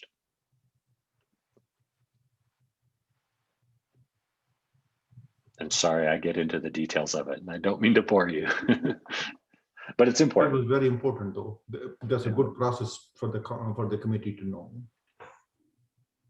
We had talked a little bit about potentially compensating people for their time for participating in this. Is that something we should figure out a budget line item for? I don't really have a good sense of how big that looks in terms of the budget and how much we should be thinking about that at this point. So the first part of data gathering isn't really going to take a whole lot of people's time, right? You're just asking basic questions about what do you want to see in the city? What's important to you for your community? I mean, when we started the vision the first time, one of the questions that we always asked was, where's downtown Beaverton? And it was really cool because it broke it broke by age, right? The people that were middle-aged and older, downtown was the area around the farmers market. Younger folks, when they were in their teens, downtown was Cedar Hills. Then you get onto the 20-somethings and probably early 30s, and it was different. It would spread out to wherever there was nightlife. So the first questions you're going to ask are going to be really general, and it's not going to take a whole lot of time. You're going to be engaged with someone for a minute or two, right? Later in the process, where you're really trying to dig into, have we heard you? Are these actions good actions? Then you're going to be asking people for more of their time. And then that is where you might be trying to get people to come to like the library and sit down for an hour or two. And that's where I would see the compensation or budget for compensation coming through. But initially, you're just trying to get people's opinions. We were talking about initially using that to target underrepresented populations who might not have the time to like just give. And I know you mentioned that you think that it only takes a minute or two to answer the survey, but to specifically target in a more in-depth way, then I think it might be worth to do compensation earlier for specific groups. Yeah. And then one other thing I'm just concerned about this regarding hiring consultant firms, and it's just that it sounds like we have a lot of passion within the group and ideas about how to outreach the community, and maybe some time to do some of that outreach. So I'm just wondering if there's a both and, like, are we still able to continue to do that work with a consultant? Oh yeah, that's a great question, Amy. We had a really, well, I really enjoyed the consultant that we had the first time we went through it. And one of the things that his organization did was they leaned on the VAC for where do we go? How do we get input? Where do we get input? But what the organization provided was framework and structure, and some of the things that I've heard all of you talk about so far have been, what questions? How do we compile the data? How do we do that? That's what that organization did. It's part of what you ask for a consultant to do, right? You're asking them to come in and help you reach your community and get their input. And they're not experts at Beaverton. You guys are. You're experts at our community, which is one of the wonderful things about having community members participate in this type of a process.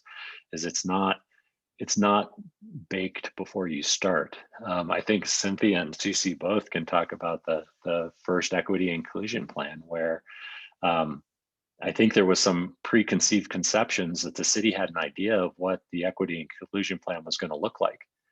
And after 3 or 4 meetings, I think the board realized, uh-oh, we've got to do it. It's got to be ours. The vision's the same way. The vision's yours.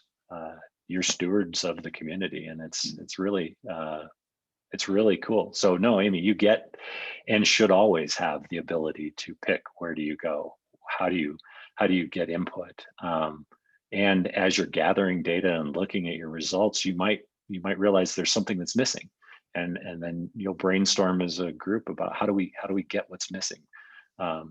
So yeah, it is a both.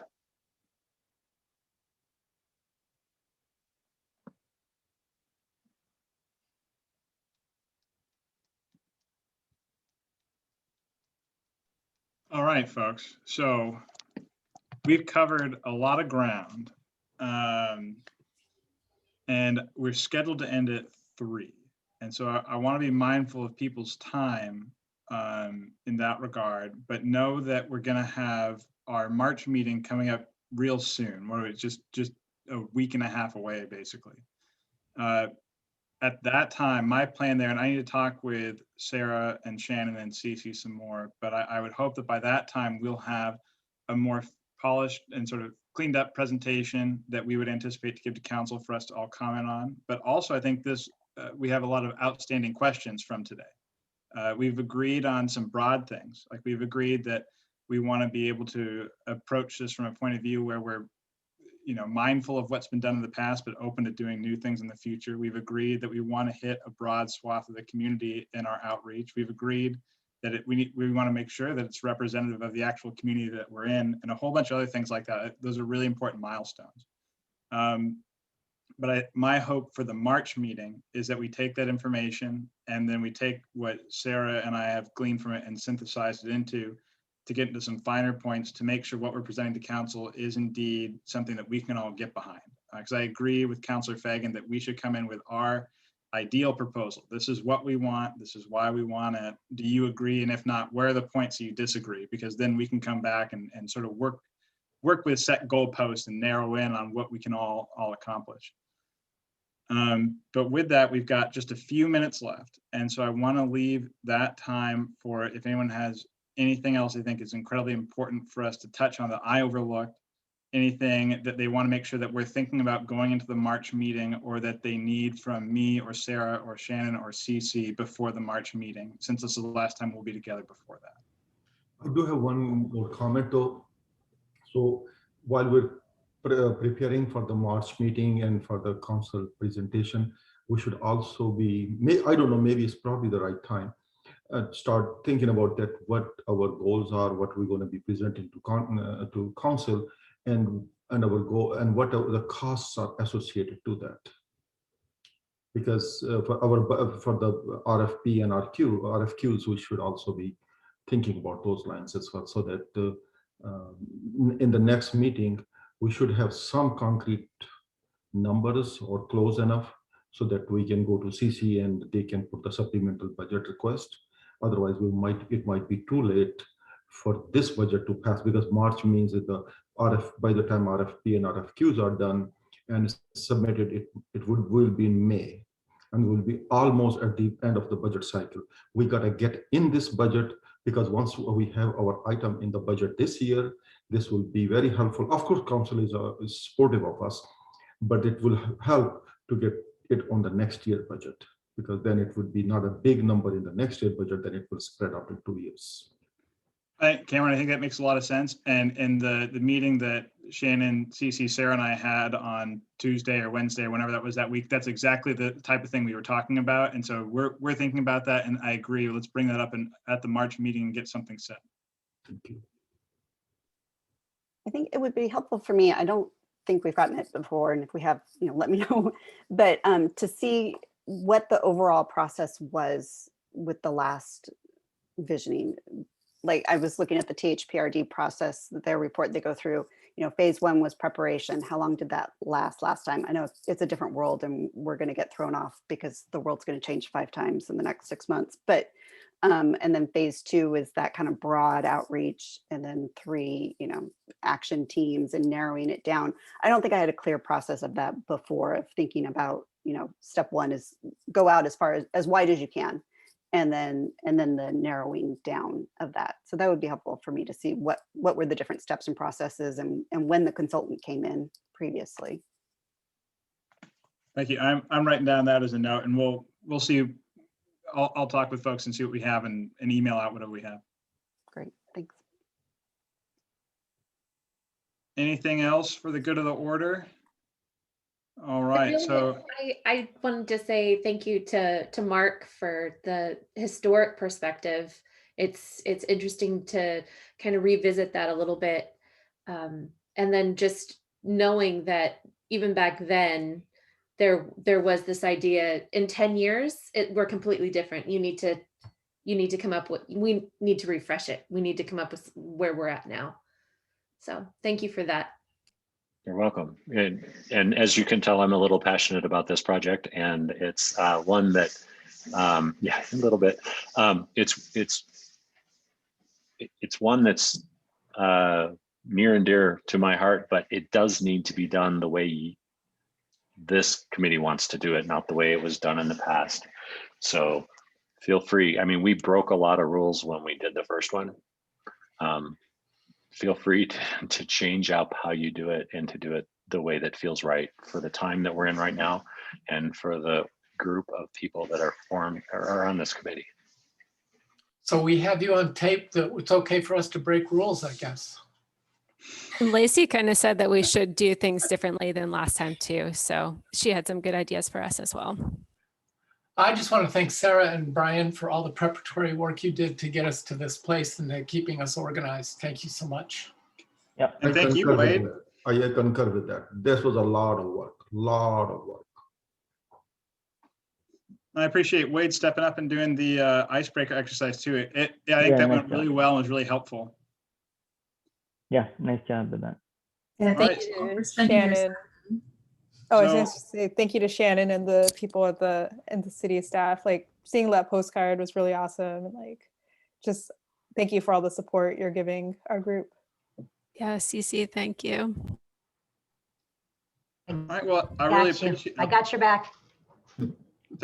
I really appreciate all of you taking the time you did today, and everyone. I mean, I've said it before and I'll say it again, this is a really fantastic group. Everyone's incredibly participatory and comes prepared, and so I'm really excited about what we can do. I really appreciate you all taking 4 hours or so out of your Saturdays, especially on a nice weather day in the winter that we don't get too frequently.